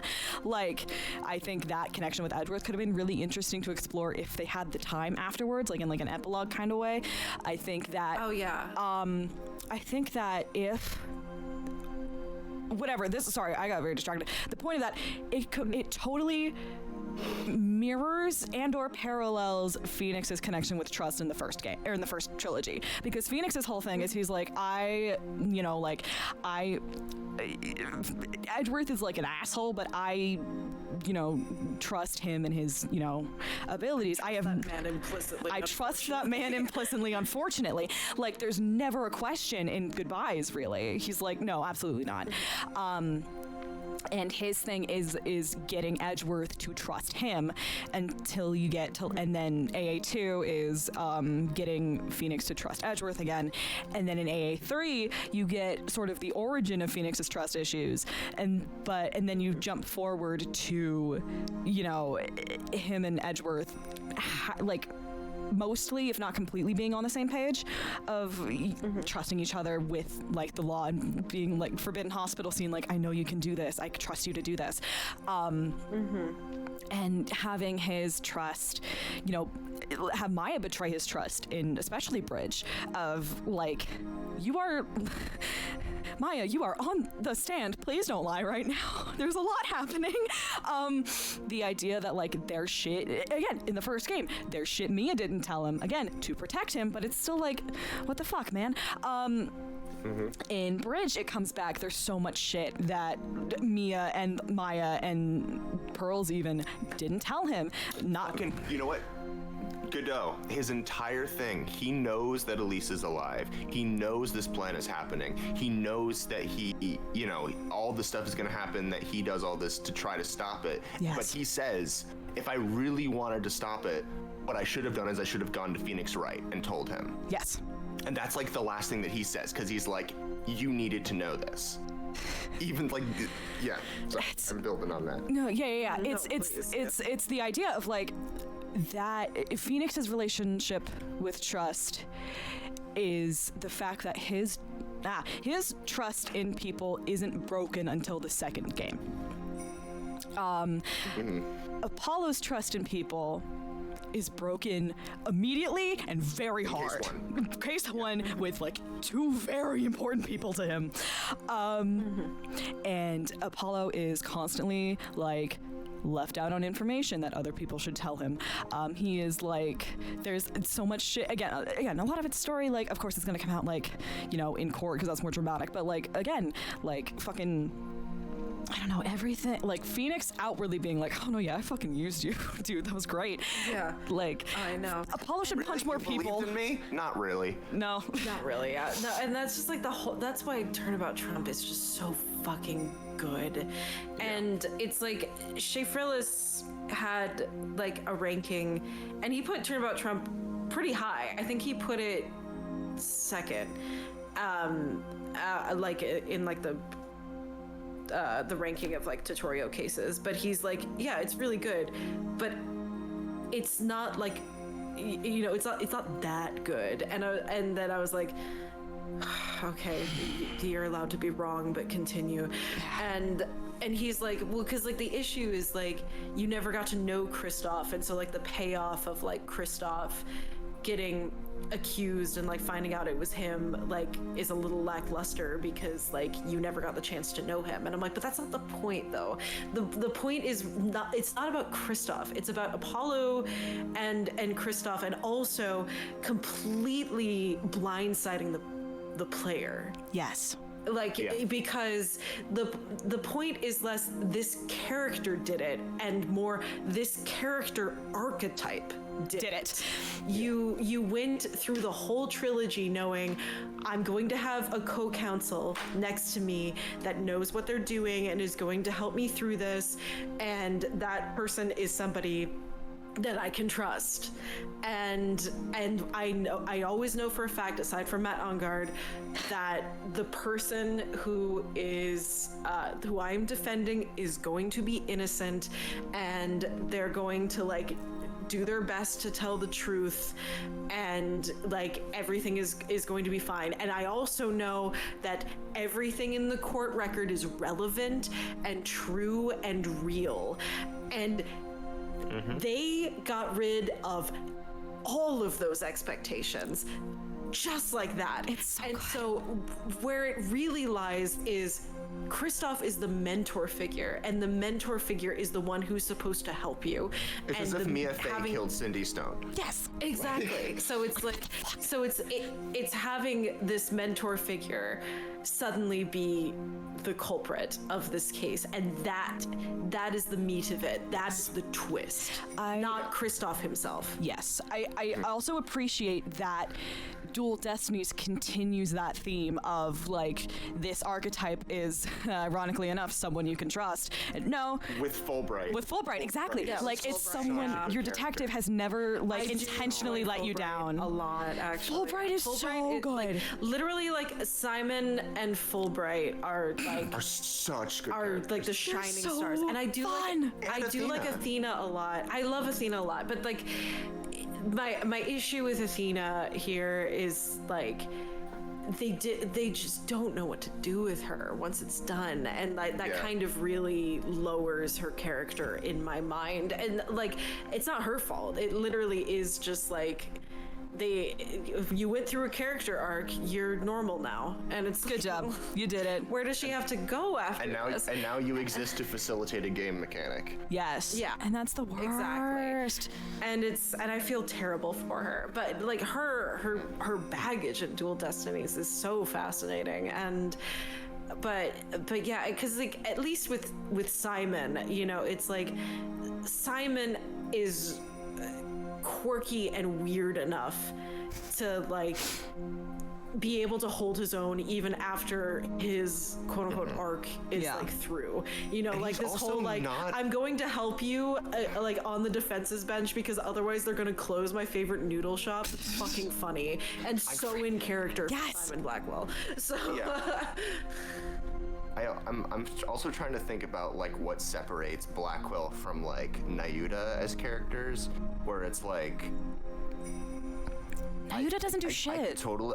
I could totally see this as like a matter of preference, but my feeling is just that like even when Simon is being contrarian and just kind of like in your way and being like annoying to the characters, I don't ever find him like annoying or time wasting as a player. Yes. Which I do feel about Nayuta, and I'm not entirely sure what the difference is. The difference is that Blackquill, as Jack said, is interesting enough on his own. You have the whole fucking like you have this whole like fake ass British samurai bullshit that like it's so he has a bird for God's sake. Like it's so funny. funny. It's such a so funny many funny fucking jokes. concept. And you're the And he entire. has a lot of like gallows humor, Yes. stuff like that. It's great. That Nayuta, carries in it. comparison, I like when he fucking leaves. he's just like, this is so fucking stupid. Blackwell, we're going on a walk. It's hysterical. Plus, it's funny because the entire time we're like Fulbright sucking his dick under there, and it makes it 10 times funnier. But the point is, Nayuta has comparatively nothing going on. Nayuta has attempted religious guilt, and that's not as interesting as. Tells you variations I of usually putrid love brains religious guilt. Religious guilt is throws- so and throws pizza at you. interesting, except when it's boring. Like, if you're going to try and make me feel the Catholic guilt or the approximation thereof, spice it up a little bit. Come on, call me more of a sinner. Tell me I'm going to hell more. Come on, be fun with it. At least tell me. I don't know. I think it's There's a difference between telling me I'm going to hell and telling me that God doesn't love me, right? Like, there's a very big difference. His arc is not really connected to his faith. Nope. yeah. That's I agree. another thing. Nope. I think when you build the character and you build all of his traits around he's a monk, he, talks about Monkey. your putrid brain sending you to the Twilight Realm, etc., and makes this sort of the cornerstone of his character, and then his character arc has nothing to do with that faith. Again, the It's just a whole, closest separate thing. the closest you have to that is just believing in a matriarch, and it's like, well, that's a different thing, though. Yeah. If he had like a crisis of faith as part of his character arc, then maybe it could have gone somewhere.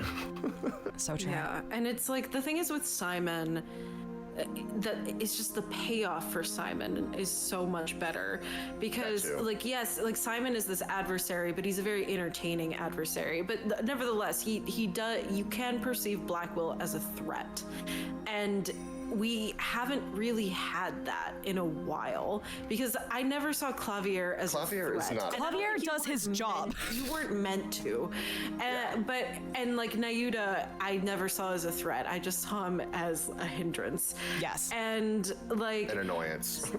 yeah, and so it's like with Simon, like, the weird stuff about psychology aside, because it's like it's not real psychology, but like you're like, yeah, this is a worthy adversary, and like he brings up good points, and I'm going to have to rebuke those and all of that. And but then once you actually like get to see what his deal is, and you realize like, behind this facade of like this like prison gallows humor and like the edginess and like the deadpan way of speech and like throwing knives and like woe attack falcon be upon ye, Yeah. like beyond all the of shock that. collar and the breaking chains.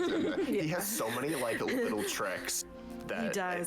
And standing backwards to you, like there's so many No, it's things. so good. He's so hot. So hot. like, but it's like beyond that,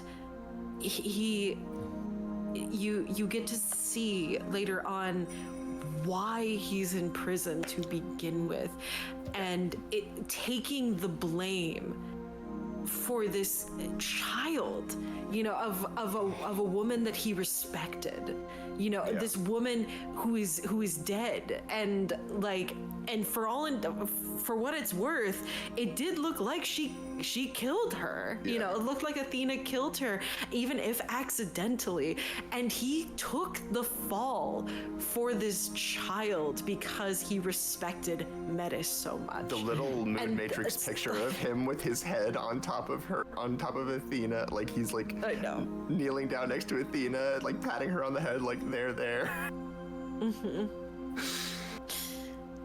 And it's just Yeah.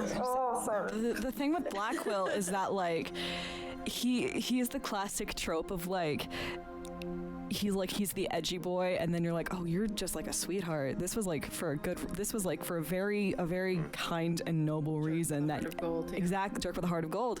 And the thing is that like after you find that out, there's not much of a, from what I remember, again, it's been several months, but from what I remember, there's not much of a fight from him being like, I'm not that person. It's the fight of like, I have had to do this to myself in response to it. Like, I'm surprised Blackwell Swordharm must be in such pain from carrying the entirety of Dual Destinies. Truly. I think that Man was prepared. That man was on death fucking row. Yeah.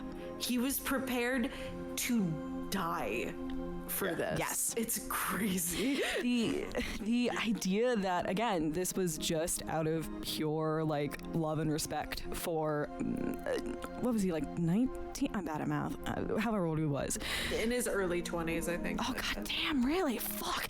But again, like this for like out of love and respect for this woman who like helped teach him and raise him, and was just like, yeah, I'd die for her, absolutely, like, no questions asked. I don't want harm to come to her daughter, her very autistic daughter. I don't want anything bad to happen to her because of something that was out of her control.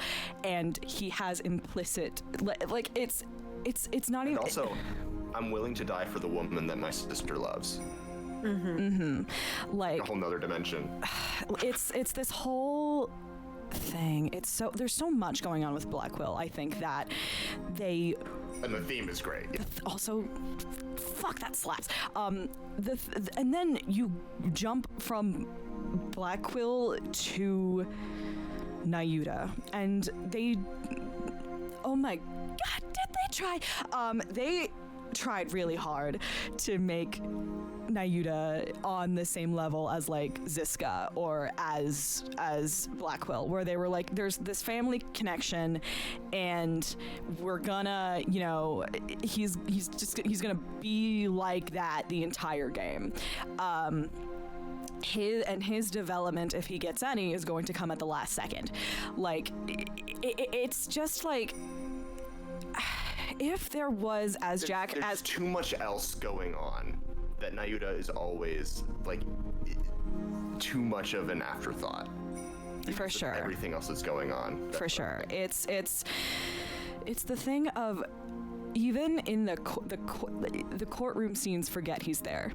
There, you could do every single court scene without Nayuta, to the point where like his not quite heel face turn, but like his sort of whatever happening at the end of Revolution, his whole shit is way too rushed. And again, that's because I think they wanted to focus more on Dirk and Apollo specifically. They were just like, oh, we need another child involved here. Fuck, we'll make this other guy who's got this whole, and his whole dynamic with the Revolution is so much more interesting than whatever the fuck they were trying to do with him.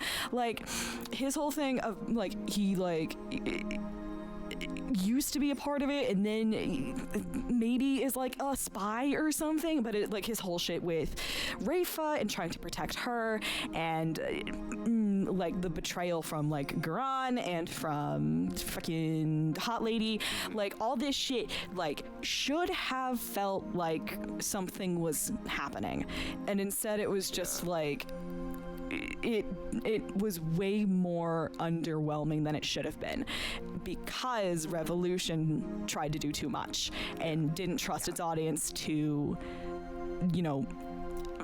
maintain the theme of like all this shit between like case 1, case 3, and case 5. Yeah. And like Nayuta was too chill about it through the whole game. Yep. Yeah. Like if it was true that he did have this internal turmoil where he always believed in the cause, but he was forced into this servile position because of his desire to protect Rafa, we should have seen that tension much more, but we just didn't. I'm like, God, Garan. I wanted her to be so much more. I really did. Yeah. And I don't know, it's maybe like 6 games ago she would have worked as a villain, but it's so hard when you get people like Kristoff and you get people like Fulbright and She's get too people, obvious. Yeah. She's a Muppet, like literally, like that's what I call Von Karma. I was gonna say, like, they just tried to do Von Karma again, and it was like, this is way less interesting. Yeah, and like Von Karma works for She's a for Dragon Ball AA1. Yeah. She's Power and Rangers. like, yeah, and it's great. It's a final boss. He's a Muppet, And like, and it works especially because of his connection to Edgeworth there. Yes. But the problem is they failed to make Nayuta as interesting as they made Edgeworth, and so they're like trying to do this whole like, yes, I am like a person with a lot of power and I can change the law at my whim or whatever, and they turned her into a fucking Dragon Ball villain, and it's like, yeah, but like, what is your whole motivation? It literally is just like, yeah, I wanted to be queen.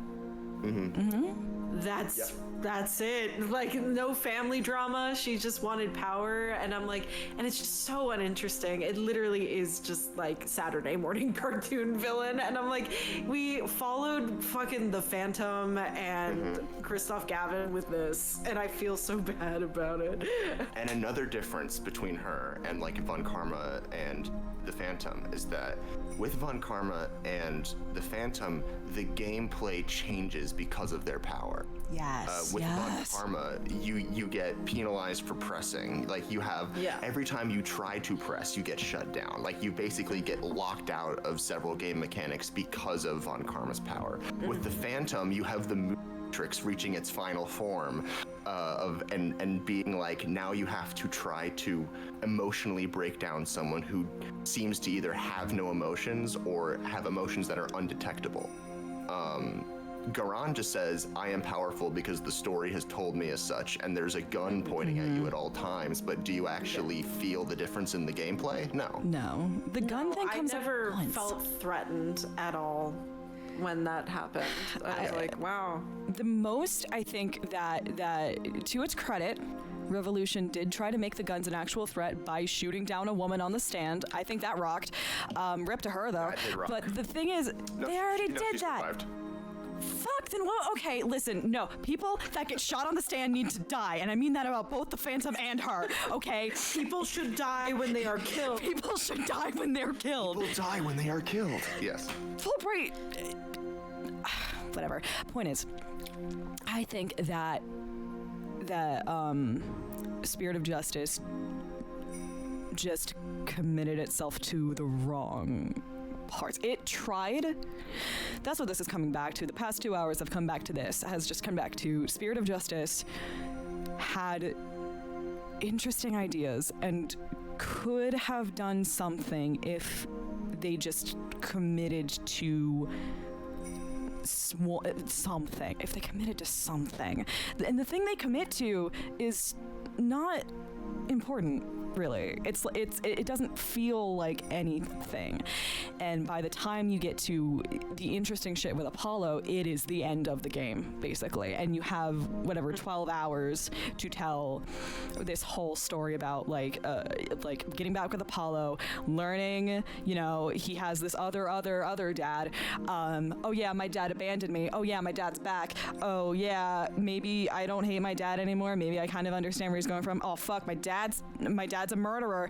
Oh, I gotta defend my dad now. I have all this shit that makes my dad look really, really guilty. My dad isn't, in trouble. Oh, he ran away from his problems again. Oh, my dad's been dead for several days.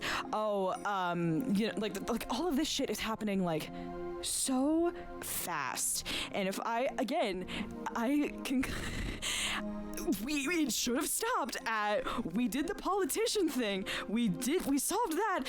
Not our circus, not our monkeys. Fuck that guy. He did nothing he's done nothing. He saved us from drowning one time. That can't be where the bar is for Apollo. That cannot be where the bar is. I understand that it is because this man's trust issues are so deeply rooted.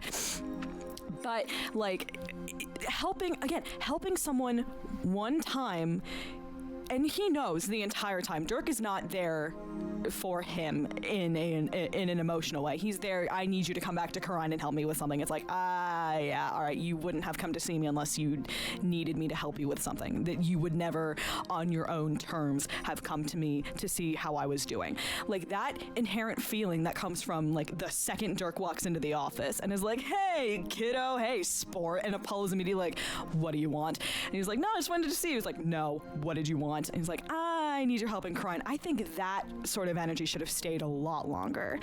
No, exactly. And that's, again, that goes back to Turnabout Trump. Everything goes back to Turnabout Trump. Unfortunately, everything goes back to Trump. Yeah. I'm being used again. It should have mattered, is all I'm saying. That feeling of Apollo either again being used, or not trusting his gut, and his gut being wrong of where to put his trust or lack thereof. The entire thing in Dual Destinies of Athena, I want to trust you so badly, please help me trust you right now. That should have been a bigger focus. That should have been longer than a monologue. I'll say it, I loved that moment. I think that Apollo distancing himself from the agency for Cosmic was a very good idea. I think we should have gone with Apollo as he separated himself. Maybe, and again, have that cross with Athena and Phoenix, have that moment still happen, but it is from Apollo's point of view.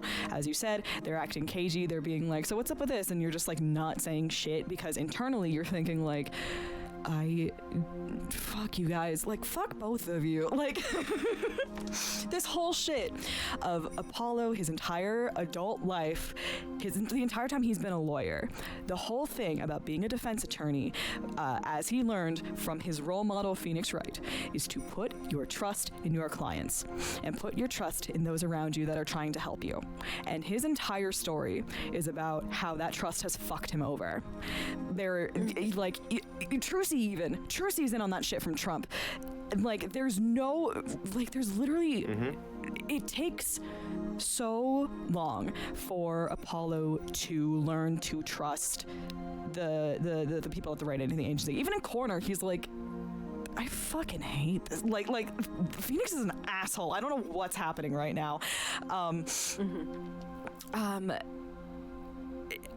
Everything about AA4 is Apollo's relationship with trust, and even Clavier gets in on it a little bit, with his with the brother reveal of he's please for the love of God, tell me you're innocent, prove to me you're innocent, because I don't want to believe you're guilty.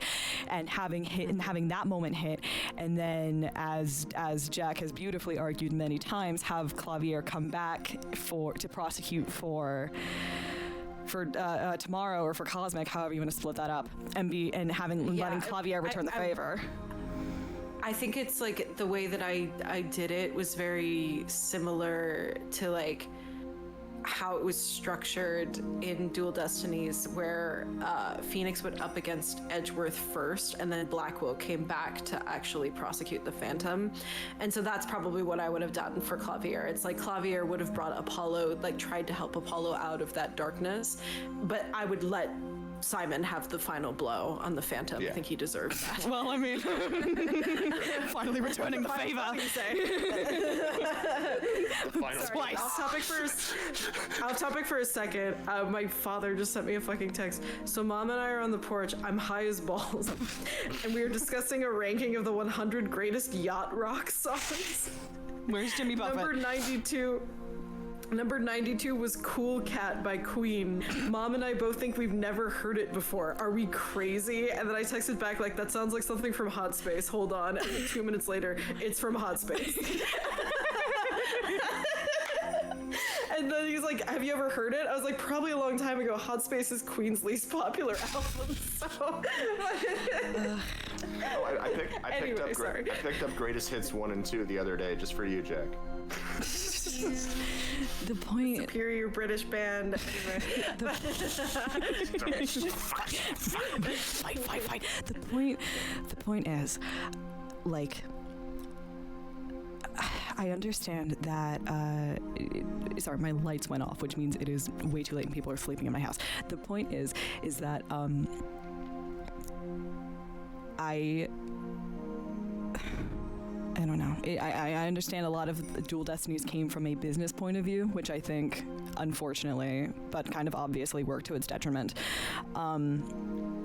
If they had put a little bit more faith in AA4 and working a little bit more off of Apollo's themes of trust rather than like the Dark Age of the Law very explicitly, or you know, like leaning into it the way that they did, I think would have been a more interesting like overall story, and continuing that theme of trust through AA6 with like Dirk and with, you know, all like with fucking Nayuta, make Nayuta an interesting person who's not just like this random brother you apparently had, who you're supposed to like care about because he's your brother and not because he's his own person. I think with Nayuta they just tried to connect him to too many people that you were supposed to care about, and so you cared about him by proxy, and it like didn't work because there was not like he didn't have a clear anything, which is unfortunate. But yeah, that like this whole thing of like, if Ace Attorney truly was about like truth, justice, and trust the way that it was in the OG trilogy, I think, and again, different writers, whatever, preface, it would have been a much more enjoyable overall story. I think that obviously they both have their moments of like, this fucks, actually, this is great. It's just that those moments are too far from each other and don't have the like overarching connection that makes the plot interesting enough. Like, and again, Spirit of Justice, I'm so certain was written to be Turnabout Revolution, and they were like, fuck, we need 4 other cases. God damn it. 4 more cases. When oh, sorry, go ahead, finish. They decided we're actually going to make an ending to an Apollo Justice trilogy. That didn't happen. That.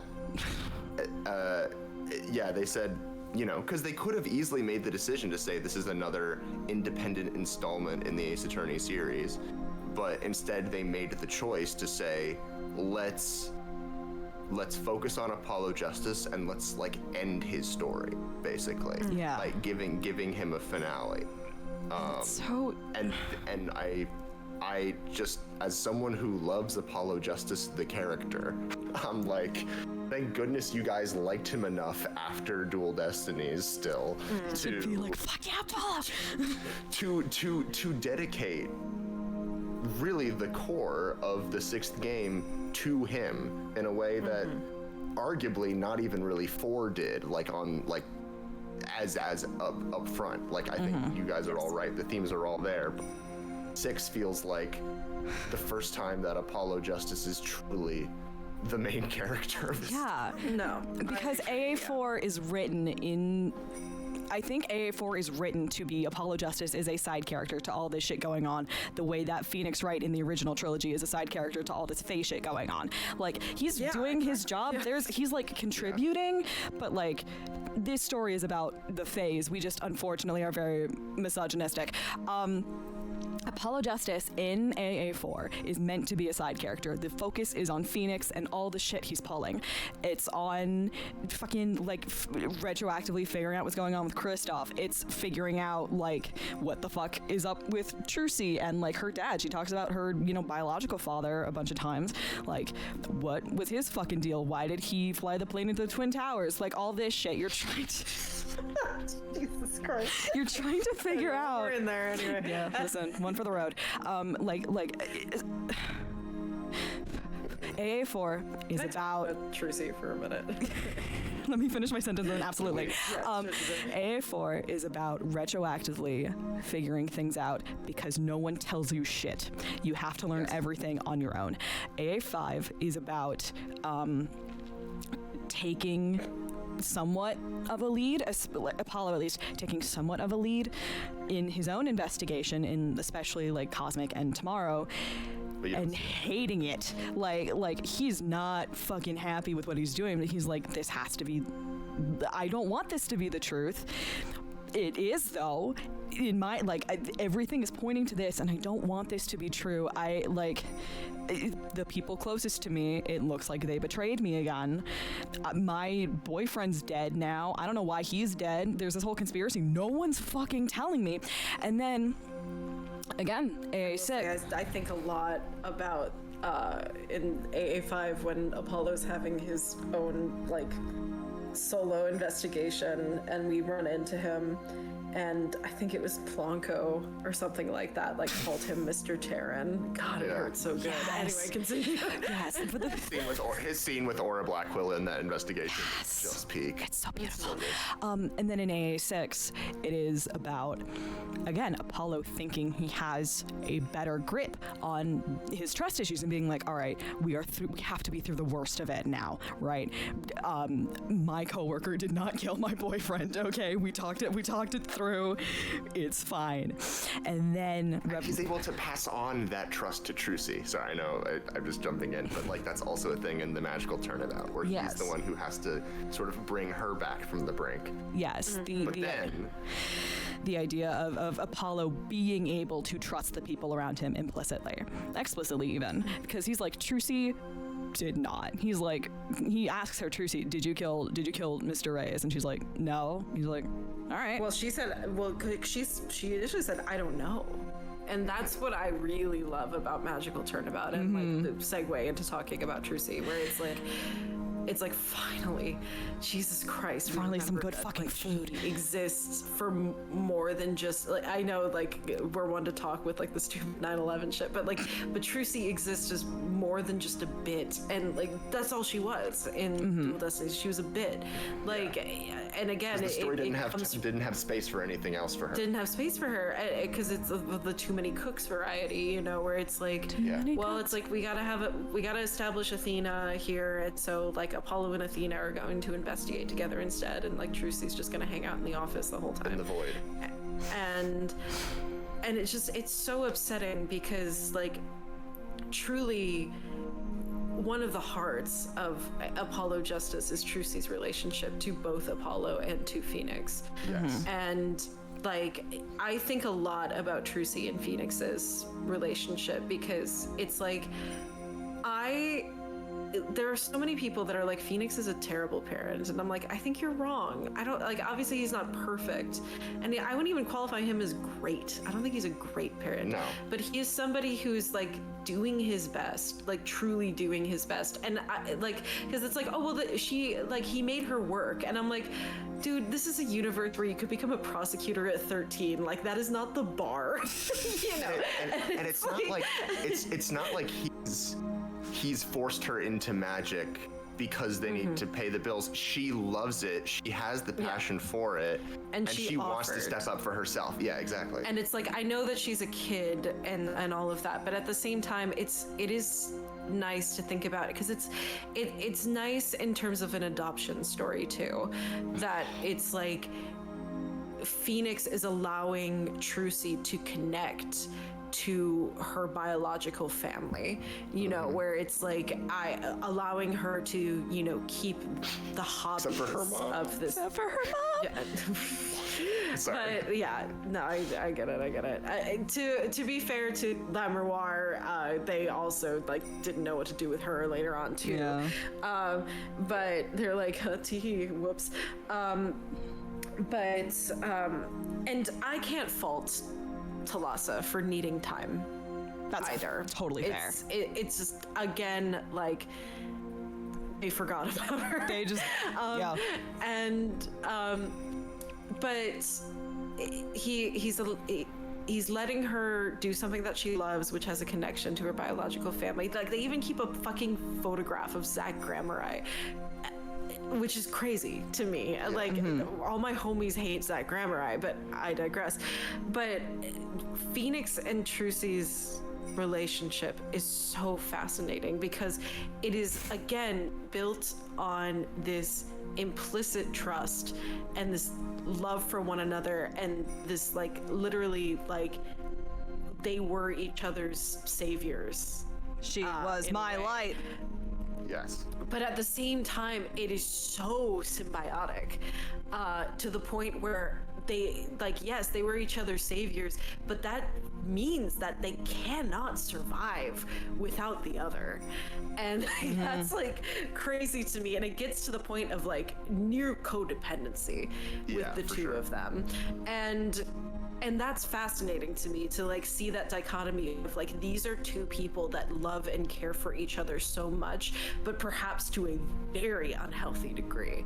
And it just kind of comes from the fact that Trucy, not just from living with Phoenix, but also being part of show business, just had to grow up way too fast, and she always had to be on, and she has to like keep a smile on her face at all times, and she never really had a chance, because of all of these things that were happening to her, to process everything that happened to her.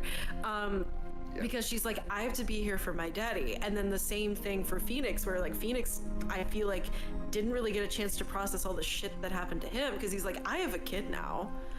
And I have to be there. I have a 7-year revenge plot to pull. Bury the boy, bury the boy, bury the boy. And so, yeah, ours is a symbiotic relationship. When one falls, so too the other must fall. And literally, the next line from Apollo is, "You shouldn't be saying that in front of her." Yeah, literally.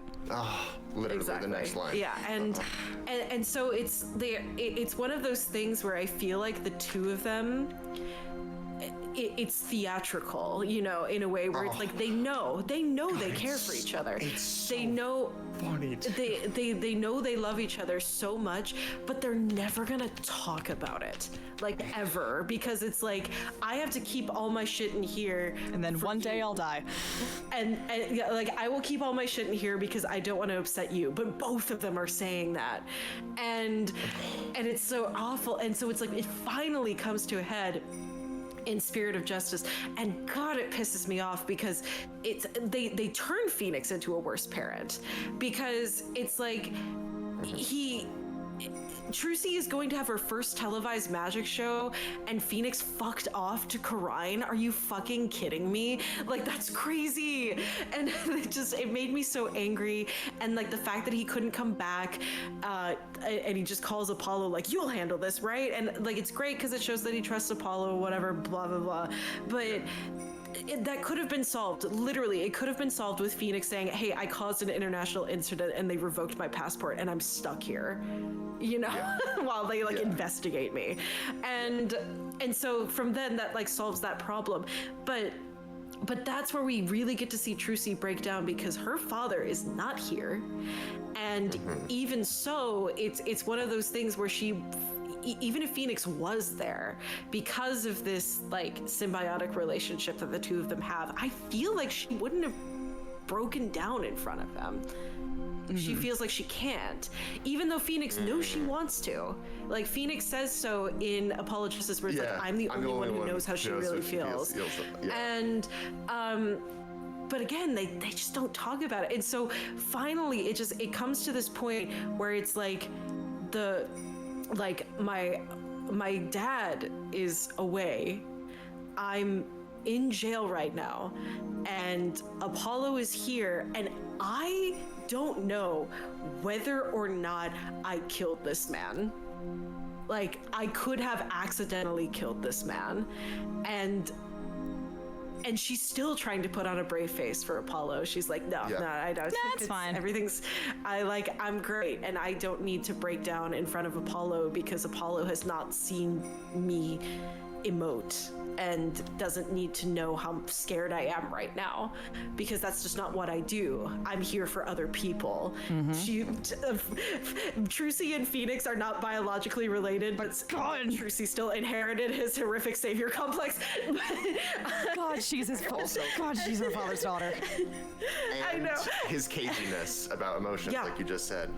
Exactly. And so finally, Apollo's like, no, I'm not going to be like Phoenix here and like let this live and let die here. And like, not to say that, like, you know, Phoenix is kind of like a fixer, but he's not like a talk about emotions kind of fixer.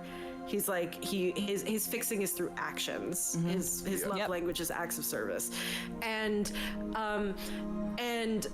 so Apollo's like, no. I'm not going to let this sit here. I'm going to call you on your bluff. I'm going to call you on your shit. And I'm going to say that right now you are scared out of your fucking mind and you need to talk about it. And she breaks the fuck down. And it's so good. As soon as I love Trucy Wright. As soon as Apollo is like, you do realize I'm not gonna judge you for being scared shitless right now, right? Like, this is scary, and you are allowed to be scared and show you are scared because you are a teenage girl. You don't know if you did a murder, and like, regardless of that, this is a scary fucking situation. You do not have to have the lights on right now. It's okay. You're not going to disappoint me. Yes, as soon as it is established that Apollo will not abandon her the way... Yeah, because that's the thing. Trucy has huge abandonment issues.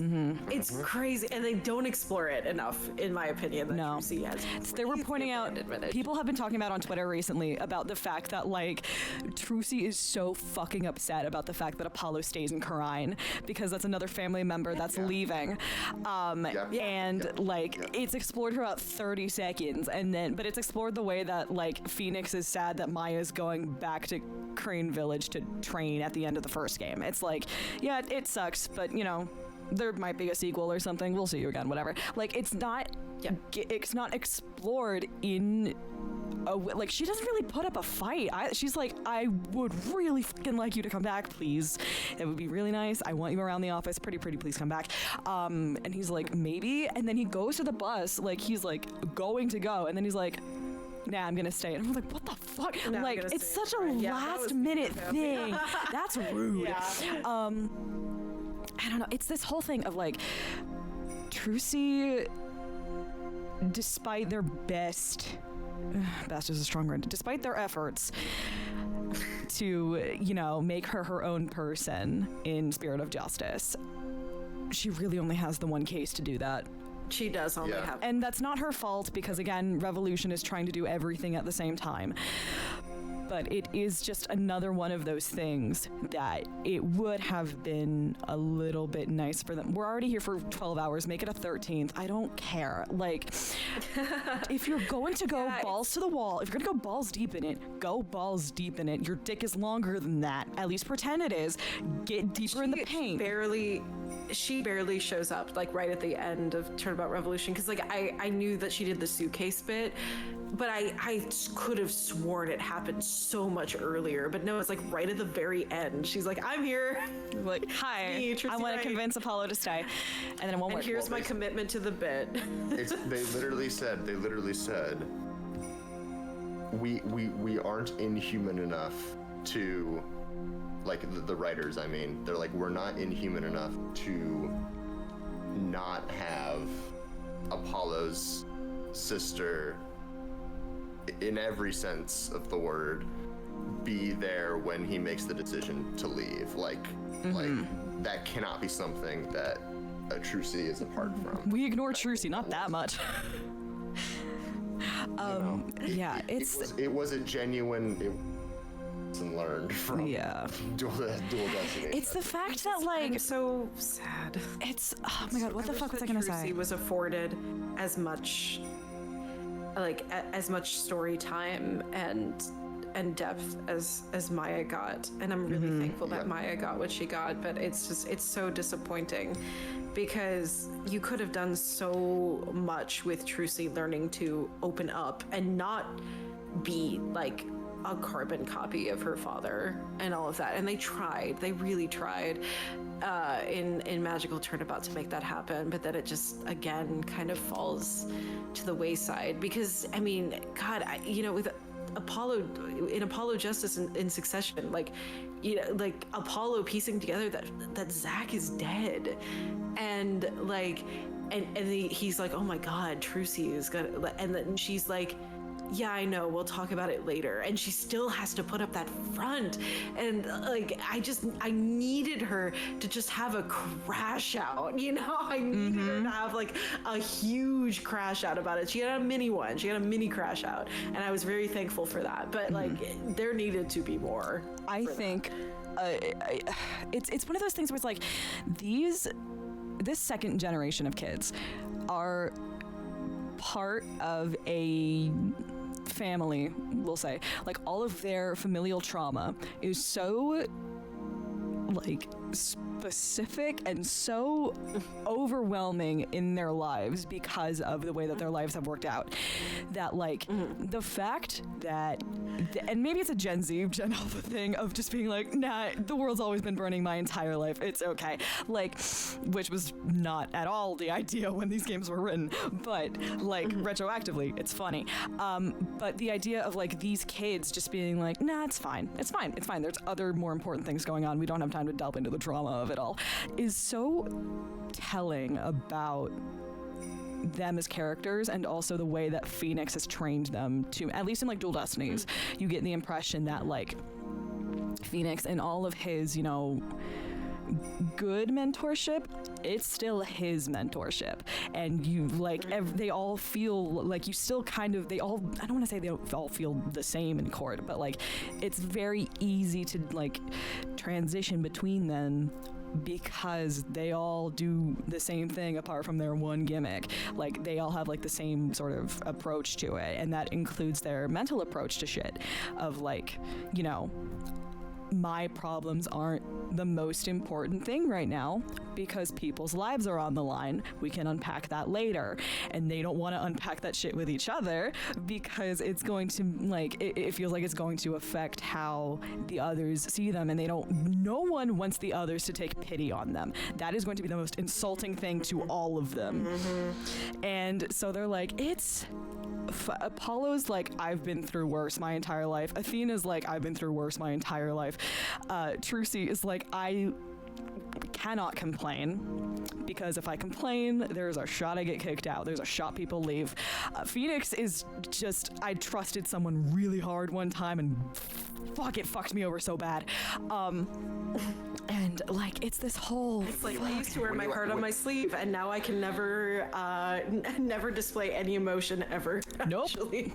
Never. And this is fanon, but you know, you add in some like 7-year gap Chris Nix in there, and yes. Oh God. All right. Listen, my feelings on Chris Nix are so complicated. I do love me some good like hate fucking, but also like Chris Nix has the same sort of energy to me as Clopalo in completely the opposite direction of like, I get where you're coming from. I just don't, I think there's only like 1 or 2 lines of dialogue that would, you know, what I do. Listen, Ren would love Chris Nix. I know this in my heart. If Ren ever played the sequel trilogy, at least AA4, he would adore Chris Nix, and I respect that. It's just like toxic yaoi to the level of like, it just constantly feels like this like chess game of fucking each other over, but you know, neither of us can is that a cat or a spider? That's a cat. With like, neither of us can like, we both have these separate revenge plots going on, and we have to dance around each other and with each other so carefully. But also, we just hate each other so much, and let's fuck about it. Like, that's fine. Whatever. I think that the main thing with Phoenix in, like, 7-year gap shit that really pisses me off, story-wise, is the fact that there's really no confirmation. Again, they didn't have time for it. They did have time for it, they just didn't do it. There's no confirmation literally anybody talked to him about it. There's no confirmation that, like, I think there's confirmation one time that Larry reached out once, and that's mentioned in the fucking DLC case of Spirit of Justice, right? Where it's like, I haven't seen you like, like 9 to 10 years. In Dual Destinies, when you first meet with Edgeworth and you present the badge, basically, and Phoenix says something to the effect of like, there's been like 7 or 8 years. I'm sorry for what I put you through.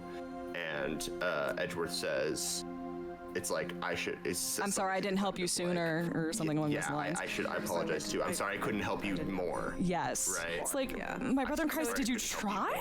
Like, and that's the most we get, basically. Exactly. It's the fact that Phoenix has put himself out there so much for the people he loves. And like, again, his love language is acts of service. He's like, I will save you because savior complex, and also it's the only way I know how to care for people is saving them.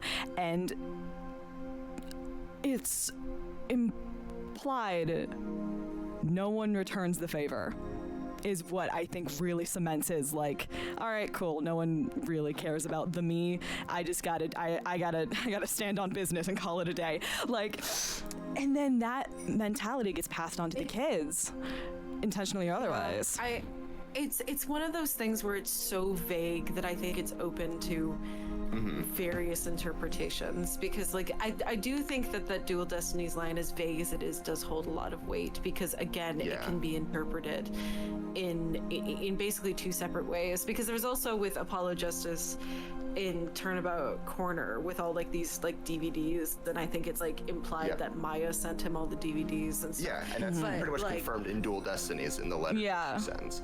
Yeah, but because there's two options that could happen here. It's that like Phoenix gave his all for everything because again he has a horrific savior's complex, which can come off as both like very loyal and very condescending, but so he puts his everything into it, and then the people that he cares about are not willing to give that back to him, and that's tragic and could lead to like some of his jadedness. But I also think that there's stock in the idea of Phoenix is pushing them away. Oh, absolutely. I think so. Yeah, it's the I keep saying it's the like I have a word for it and I don't. It's the you know what it is? It's the mood. But the idea of like, there's so much going on with me. You all have your own problems. You don't need to get messed up in mine. Of like, you know, I can fucking daijobu desu. Like, I got it. That's and Apollo's line. I know, but and then Apollo comes in. His whole fucking thing is like, it starts as I was gonna say it starts as manifesting, and then it just straight up becomes repression, which is fascinating. But like that coming in with Phoenix's again, like eventually coming under his mentorship, and again, I don't fucking know what Kristoff taught him in terms of that, but Phoenix coming in and being like, no, this is a normal response. This is what you should do, actually. Like, willing. Yes. But put all my feelings right here, and then one day I'll die. Really, because I think it's Phoenix pushing like Edgeworth and Maya and Larry and Pearl and like everybody away is like, I feel like it's simultaneously an emotional response where he's just like, I don't want to drag you into my shit, and then but also I think it's part like protective as well, because it's like, I don't know what's happening here. There's like there's so much corruption and like craziness, and like I don't want to drag you into my emotional shit because you don't deserve that, and I can handle my own problems because that's what I've had to do. Or that's what I feel like I have to do, is I have to deal with my own problems, and nobody else is going to save me because that's my job. I think the WAA should all have a movie night where they watch the Lego Batman movie. They need to watch the Lego Batman movie. It will fix them. But at the same time, there's a safety element there as well, where it's like, you know, like, what if in the process of like trying to help me that like Edgeworth loses his badge and can't practice law anymore, and like, you know, what if like some craziness happens with Maya or with Pearl or something like that, and God, he wishes he could speak to Mia, but she's gone to the great beyond, and it's like, you know, it's one of those things where he doesn't have to be alone, but he feels like he should be. Yes. And then that's where the dependence upon Trucy really comes in. Yes. Yeah, It's so I sick. also think from like a developer or from like a developer slash fan point of view about how alone Phoenix is in the 7-year gap. I think with the 6 years between Apollo Justice and Dual Destinies, the overriding assumption, because I think because you don't see anyone, no one else is really mentioned at all, because you're still experiencing a lot of things from Apollo's point of view. The assumption was basically that Phoenix was completely alone during that time. And I think that pushed a lot of people away because the original trilogy is so much about, and it has so much of like this close group of friends that, surround Phoenix and that he adores and that he is putting his life on the line for, and that it seems like they didn't return the favor. Whereas I don't think that was the assumption of the developers. At least that was not the assumption of Yamazaki, because Dual Destinies and Spirit of Justice are written basically from the point of view of, oh yeah, they were always around, you just didn't see them. Or like, they were around in Phoenix's life, even if they didn't like see each other in person, but like they always stayed in touch. Like, and so it doesn't become it's not a matter of angst that, Pearl shows up in Dual Destinies, and it's not like where have you been for the last however many years. The closest we get to that, I think, is Larry. But Phoenix is never really going to reach out to talk to Larry at all anyway, and that's his own problem. But like, Real and true. and I think that difference is part of the weird dissonance between the legacy characters coming back in Dual Destinies and Spirit of Justice. Versus where, like, if you don't have the angst, the fans feel like there's something missing. Yes. And it's one of those things too where it's like, you assume because you don't see them, and then Phoenix doesn't talk about them and all of that, but like, why the hell would he talk about them to Apollo? Exactly. Like, truly, this is a kid he just fucking met. Like, And why of course, is he gonna talk in about Dual Destinies, he Maya? is talking to Edgeworth the whole time. We just don't know in case. We don't see it. Yeah. I think that's like one of the biggest things, just to loop back on it so we can start wrapping this up, because Jesus Christ, it's 1:30 in the morning. We were like, we should stop an hour ago. But the fact that so much of the good shit in 5 and 6 is only implied is sad. Like, there's so much that this game could be, and again, usually with stories like this, it's like there's so much happening. You just have. This is why I love Clay Terran so much. Of like, it's implied. It's like. Like, I liked Clay Terran in AA5. I liked how he was just kind of sprinkled in to make the little yaoi thing happen, and like, because I'm a sucker for that, and also like, because you don't know how relevant he's gonna be, and then as soon as you hit Cosmic and you're like, oh, he's dead, and you're like, oh wait, no shit, what, hold on, I'm gonna eat the Apollo angst up, but also I want to know more about you, like all of this shit where it's like, I feel like if this was going to be, and again, they did put in the flashback scene with Clay, which is all you kind of needed. Good. I rewatched that scene with me and Jack more times than I care to admit, because it was so good. So good. Just let it rip, let her loose. But the, and again, Spirit of Justice is also guilty of this, of like, there's so much stuff. Exactly.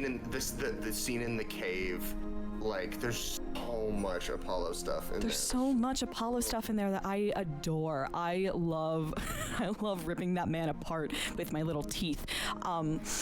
And I wish we did more of it. I but want that like, twink obliterated. I want that twink obliterated. But I love that we finally get a chance with Apollo for him to just be like, everything fucking sucks, dude. Like, Yes. this sucks, actual asshole. No one likes me. It feels like no one likes me. I'm here for, like, I exist for the betterment. I exist for people to use for a greater purpose that I'm not important enough to know about. And like, because that's all anyone does with him in the fucking narrative, is they use him as a pawn for other shit that is more important than him, that he doesn't deserve to know about. And I wish we had a bigger crash out, because like, he seems more like freaked out about warranted, but he seems more focused on the fact that like, holy shit, my dad's dead, versus like, what the fuck is happening anymore? No one tells me literally anything. What is wrong with people? Like, I don't know. It seems surprising that it took Apollo this long into Revolution to have a proper crash out. Like, my brother in Christ, you should have crashed out like 7 times. He had the two most crash you outs. get It is was in Cosmic as well. Yes. It's like, not fair. It's not fair. yeah, it's not fair. Yeah, he had three crash outs. He has the one in Cosmic with "Damn it, it's not fair." He has the one in Revolution where he slams his head on the desk, and then he has once again right at the beginning with Turnabout Trump where he punches Phoenix in the face. I was about to say. Yeah, Apollo only gets 1 crash out per game. That's all he wants. And it's like, no, do more with that. Give me more of a man being frustrated with the fact that, like, you gave Phoenix his entire fucking motivation of people, like, fucking up his trust, and it's like, you spent a lot of time focusing on that. Like, can we focus more on the repercussions of Apollo, you know, it's generational trauma of trust. Like, can we be more like, hey, can we not do this? Like, I said it 2 hours ago, I'll say it again. If the Apollo Justice trilogy, in the way it is now being grouped together, if it hiked up its big boy pants and went full Apollo trust mode, if that was the plot of this trilogy, if you're gonna call it a trilogy, like, that should have been the underlying plot, the way that Phoenix's trust was the underlying plot in the first trilogy. If you're going to make Apollo your main Turned on its head in reverse. Yes. If you are going to do Apollo Justice. Apollo Justice, if you are going to go into this second trilogy with the idea of fuck everything you think you know, we are fucking things up, like, and you are continuing that through the trilogy, if that's one of your running themes, is being like, trust no one and nothing, let your main character explore the idea with the player of trust no one and nothing. Like, what do you fucking want? Like, that's not even the plot of To God, and To God did that idea better. of like the one time you have to do the fucking McGilded case, and you're like, I have no fucking clue. You probably, do I trust what I think my mentor's morals are, or do I go against what I'm supposed to do and kind of ride my own, you know, thing with it? Doesn't really matter. You do, your gut ends up being right though, which is great. And then you come back and you meet your Mia Fey, your mentor, and there's a fucking minute where there's a very real possibility that he in fact did the murder. And like that 20, like that, it's not even 20 minutes, it's like 2 minutes, but that 2 minutes of being like, where were you on October 31st? Of like, there's a fucking shot. There's a bee. Like, that is, they should have leaned more, that is what they, I think, wanted to do with Tomorrow. They could have done that with Tomorrow. It's just that, as most things, To God did it better.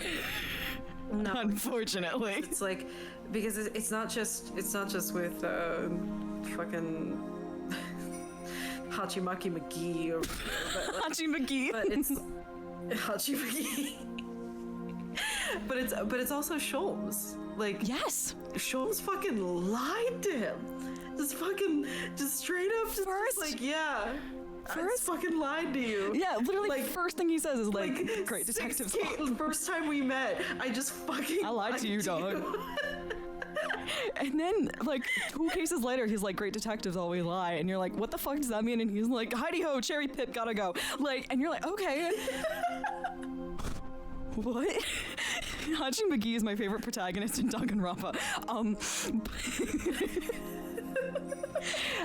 The idea of like everything that Ace Attorney trained you to do is not really applicable anymore is a fascinating take for sequels, like sequel series, sure.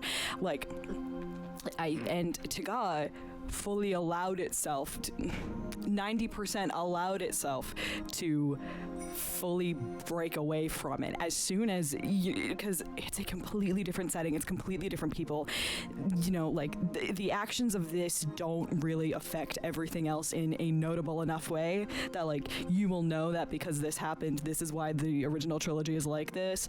Like nothing feels, there are no stakes for the overarching plot, if that makes sense. Like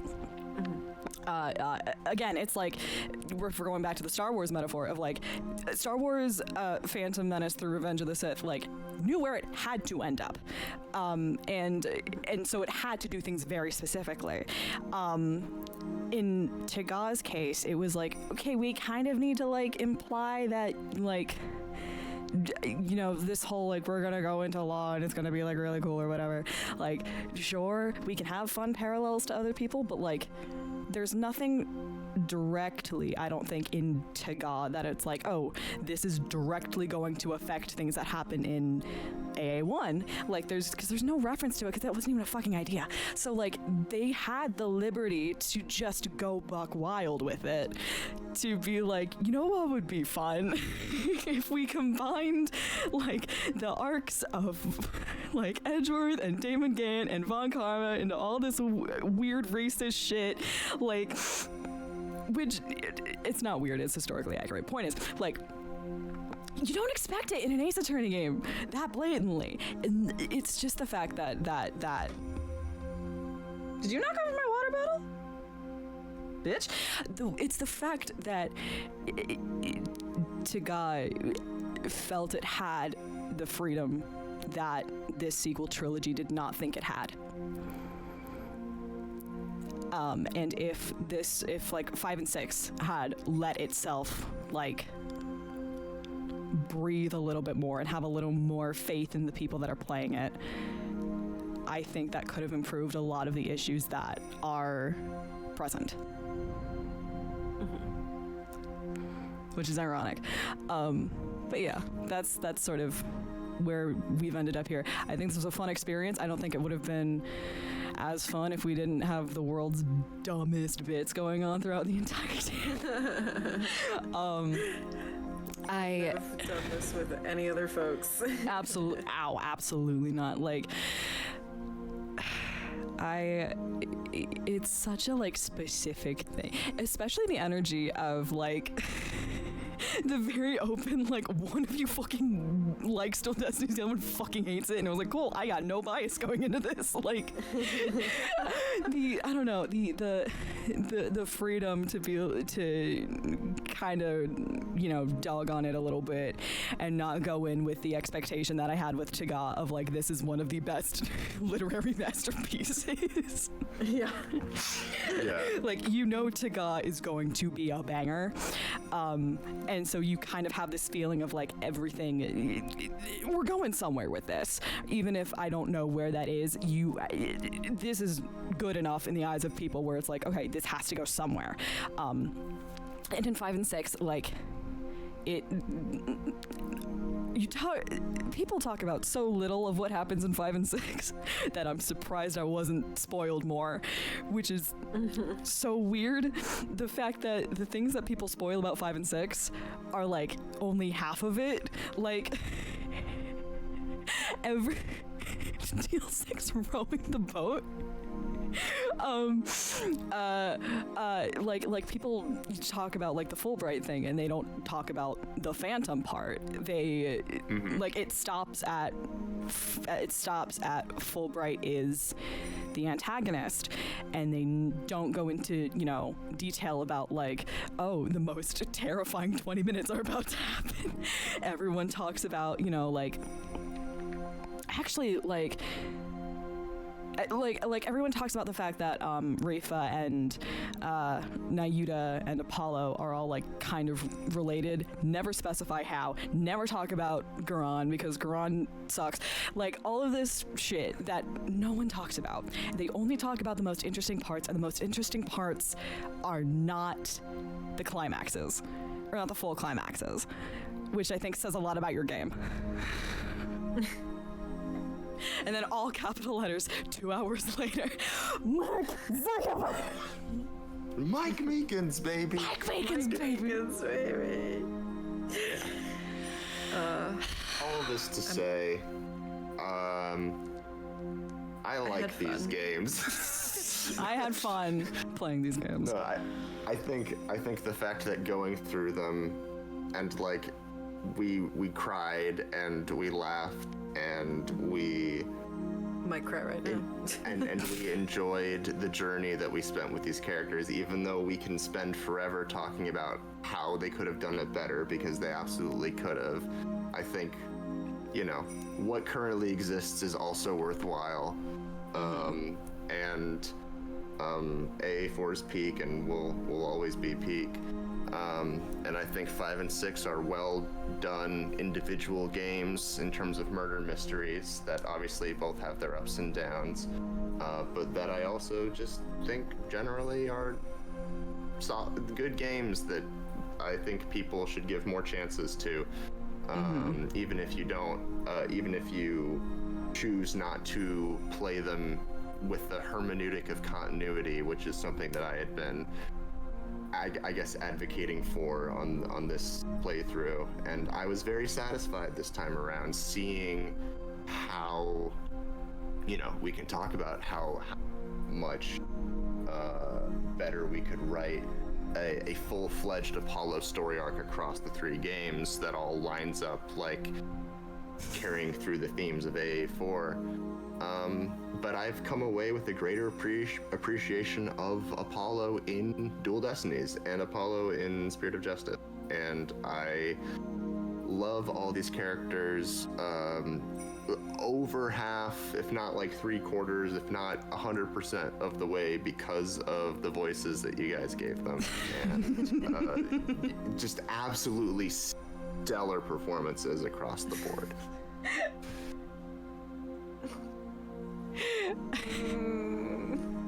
So that's where I'm at. I'm just sad we're never gonna get Clavier again. I know. I'm so fucking upset. That's true. Okay, that's I'll do it. That's okay. Matt's Clav, my beloved. He'll be an A7, trust. He'll randomly show up in Tagath 3, trust. He'll be the main character in A7. Still gotta find out how Kristoff got that scar. So true. It's just like, Mads Clavier peak, Mads Dats peak. Oh my god, Dad's would have been such a like non-character if we didn't make him just Larry Butts' gay cousin. Just send me lines and memes to record, and we'll make a shit post comp. It'll be great. And can I just say to like, Mads, I'm gotten to like the delirious point of tired, so now I'm just gonna start complimenting my close good friends. But like, I love the implication that means you wouldn't do that normally. Me and Phoenix are very similar to one another, where we hold our feelings in and then one day we'll die. And that's why I'm in therapy. But like, your Phoenix, Mads, is just inherently comforting. Yes. I think. Like, especially as kind of like the older like mentor Phoenix. It's just like, yeah, that's my fucking dad right there. That's my dad. So I do also really like your Phoenix a lot. This man will tuck me in and say goodnight. Thank you. Never read me a bedtime story.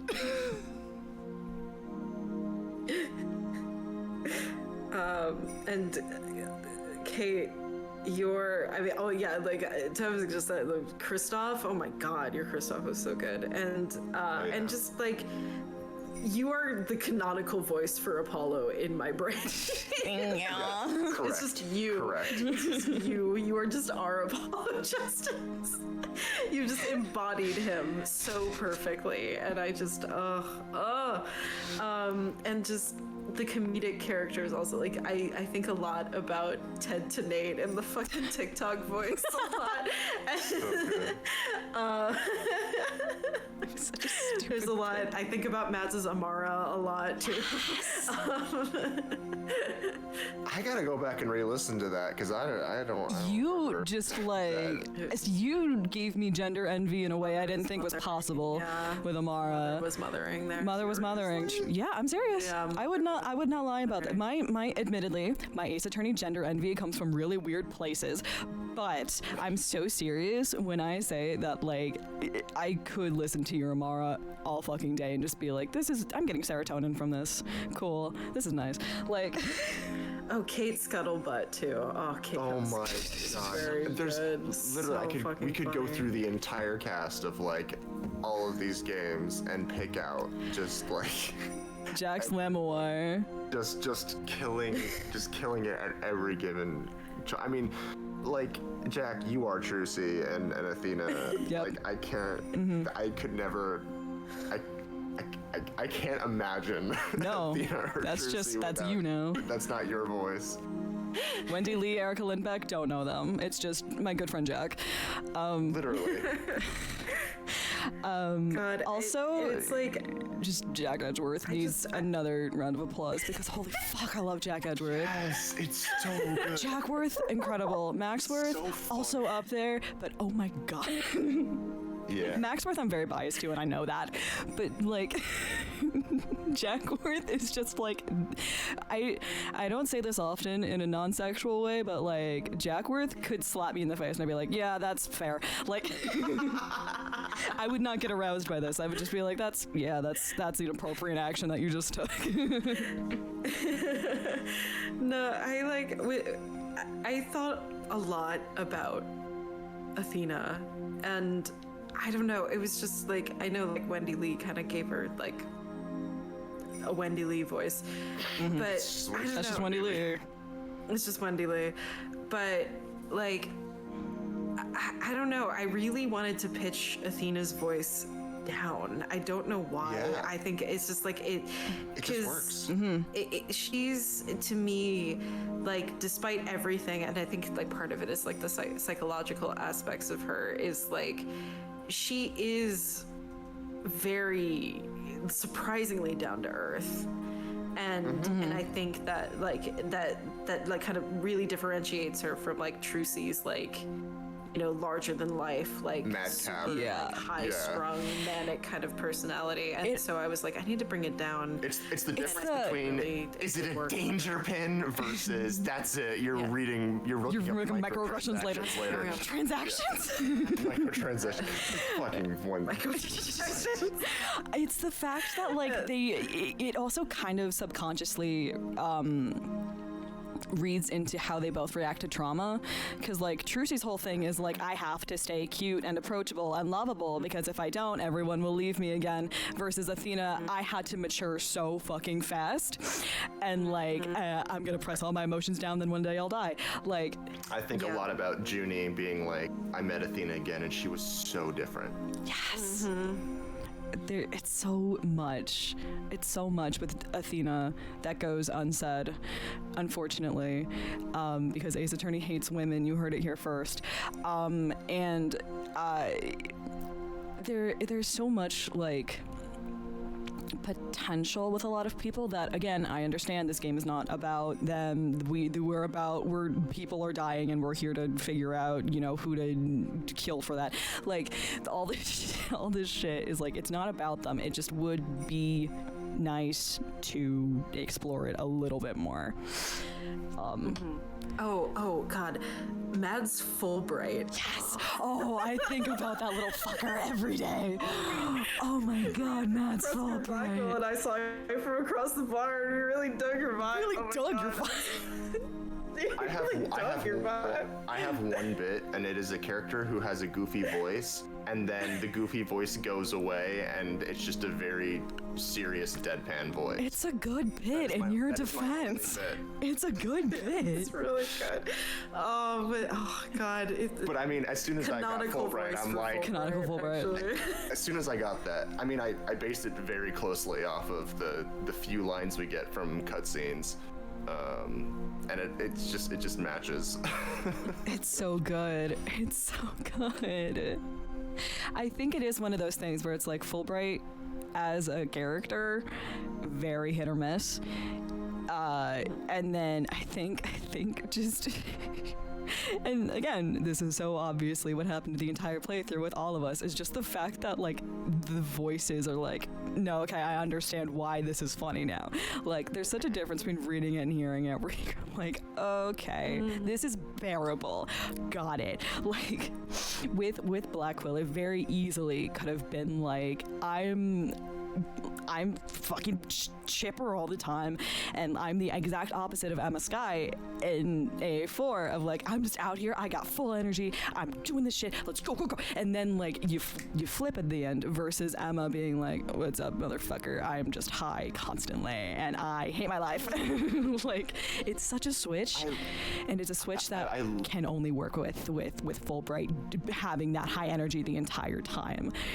But I also like that you see, I mean, it's all a lie, of course, but you see Fulbright in like different modes. Like you part of like why you bond with him isn't just because he's helpful or he's funny or goofy, but because like you do see him being what you perceive to be vulnerable about like justice, about Black Quill, and like all these questions, and like you actually try to like help him through personally, not unlike what you would do with Gumshoe in the original trilogy. And so that sort of intuitive connection is also what makes you really like bond to him and enjoy him, and then just it all comes crashing down. It's more believing in a line that we could have leaned into. It's so delicious. I wish there was slightly more commitment to that. And again, I think the three of us with our powers combined, we can fix them. All of this to say, if anyone has any final thoughts, speak now or forever hold your piss. The only other thing I was going to say was underrated bit that if you play Turnabout Reclaimed after Dual Destinies, which I imagine most people do, like you beat the full game and then you do the DLC case, is you see Fulbright again because it's set in the past. Yeah. And you're just like, hey, bitch. Oh my god. I also there was like this really great comic, and also involving Reclaimed, of just like, of course this wouldn't happen because he'd be in fucking jail, but of like Blackwell breaking into Edward's office, it's just like, please let me put an orca in jail, it would be so funny. An orca killed my grandma. It's an orca killed my grandma, okay? An orca killed my grandma, okay? Also fucking stellar bit that goes we don't talk about that bit enough because that killed me actually. Final thoughts. Play Ghost Trick. Final thought. Go play Ghost Trick. Go play Taga. Play A4. Play A4. And play 5 and 6. Yes. Give it a shot. Give it a shot. Please, give a shout out to my favorite Trucy line of all time, which is in Turnabout Serenade, where she goes, "Ooh, a gag order." Ooh, a gag order. Line so much. Ooh, a gag order. Ooh, a gag order. I love Apollo Justice. I love Trucy, right? I love Athena Sykes. I love Simon Blackwell. I love Clavier Gavin. I love Christoph I did Gavin. my best with Simon Blackwell. I'm so sorry. What are you apologizing for? Your Blackwell was phenomenal. That's beautiful. I love Rafa Padmakarine. I love Emma Skye. Oh, underrated Rafe a bit. I love Mike Meekin's baby. I love Mike Meekin's baby. Underrated Rafe a bit that we don't talk about as much anymore was when I turned my gain all the way down. She refused to go into the game. Yeah. That was great. I really bonded with Rafa really well on this playthrough because I think, again, on my first Spirit of Justice playthrough, I was kind of just like rushing through it. And I don't think I really gave Rafa the proper like emotional time of day, but like I am completely Rafa pilled now. She's so funny. Crying maxing. Yeah, I think it's, again, just like a very natural part of the medium of if you are experiencing something as a group and you're all hearing each other do it, it is a lot easier to bond with people or bond with characters and people. That's the point. It's a lot more fun. That's what the point of the playing visual novels together Ace Attorney truly was meant to be a party game. Exactly. I'm so grateful for the multi-plat ports, making it so much easier to share Ace Attorney as a collective experience. And the only other thing that I want to say is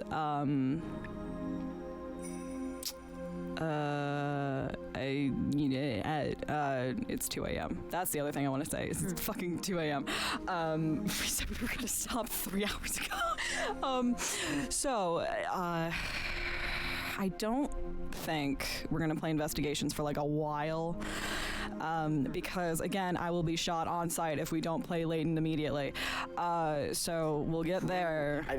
And hey, one of the main reasons why we play Latent, besides the fact that it's peak, is because we got to get through Latent 1 through 5 so that we can get play to Latent versus. The last Ace Attorney game to get through to do Latent Versus. It's Latent Versus came out between Miracle Mask and Asinine Legacy. Oh, I mean, I know it came out then, but I like.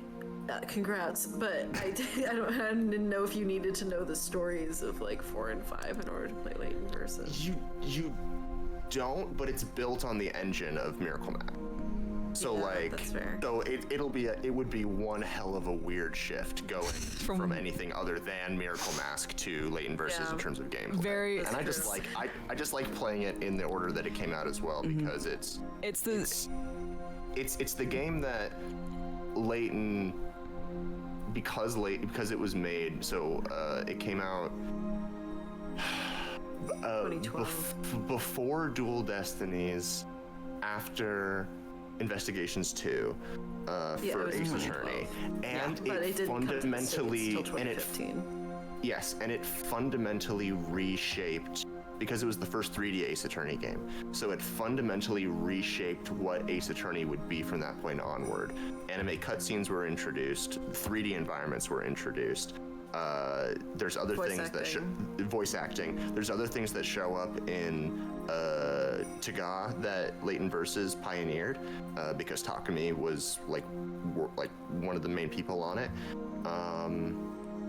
And so it's like a lot of these things that started in Latent got ported over to Ace Attorney after the crossover, which is really fun to like see from that side. But I think doing it from the other side, I'm just like, I don't know. I just feel like it's probably best to play it in that sequence. I'm excited to play Miracle Mask. It is my problematic fave. But is it problematic, or is it just good? More at 11. Don't like it, but it's like it was one of I think it used to be a problem child, and then Azran came out, and they're like, never mind, that's the problem child. It can get worse apparently. Yeah. Well, it's fine. And then it's just different. Spectre's Call is like the middle child, but it's but overlooked, but like brilliant. Yeah. And so there's like one specific character in Miracle Mask that I will be appropriating. Oh yes. But other than that, we'll do whatever. So yes, we will get there. We get there when we get there, which should be soon. But there's some other shit we gotta take care of first.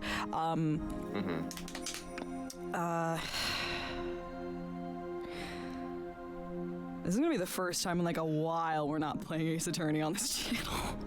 I know. That's terrifying. I don't know, like so much of this channel and the community I've built around it has come from Ace Attorney, and just the this sort of like, yeah, we're not doing that for a while is horrifying. But you know, whatever.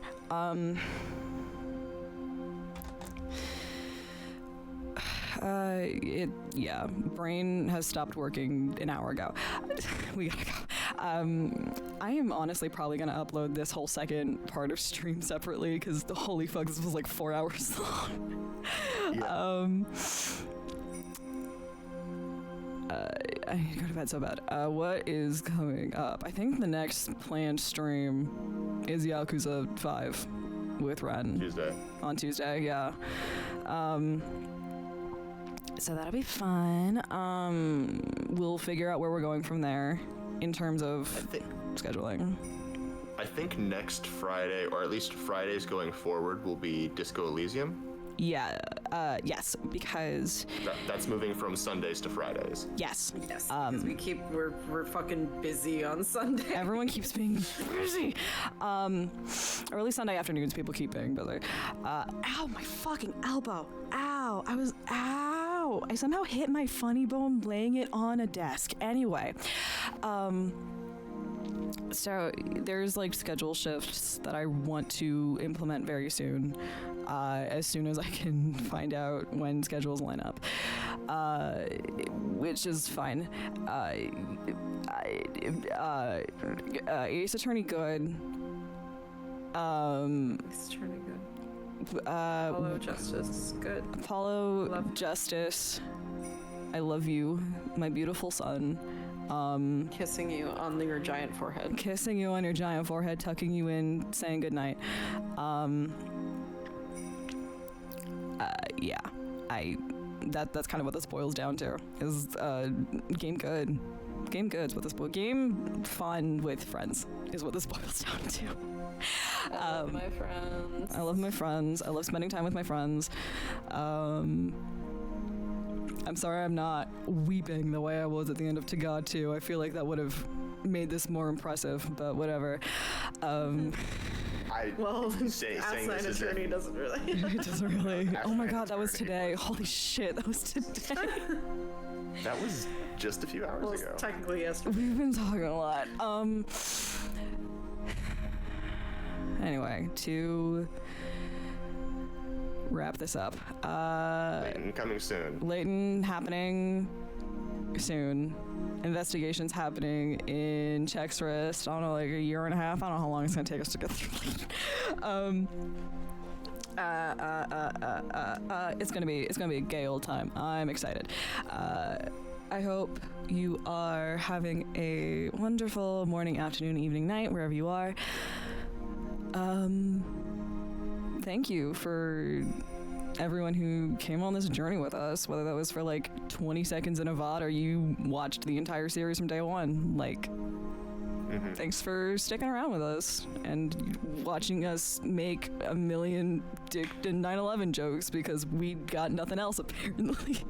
And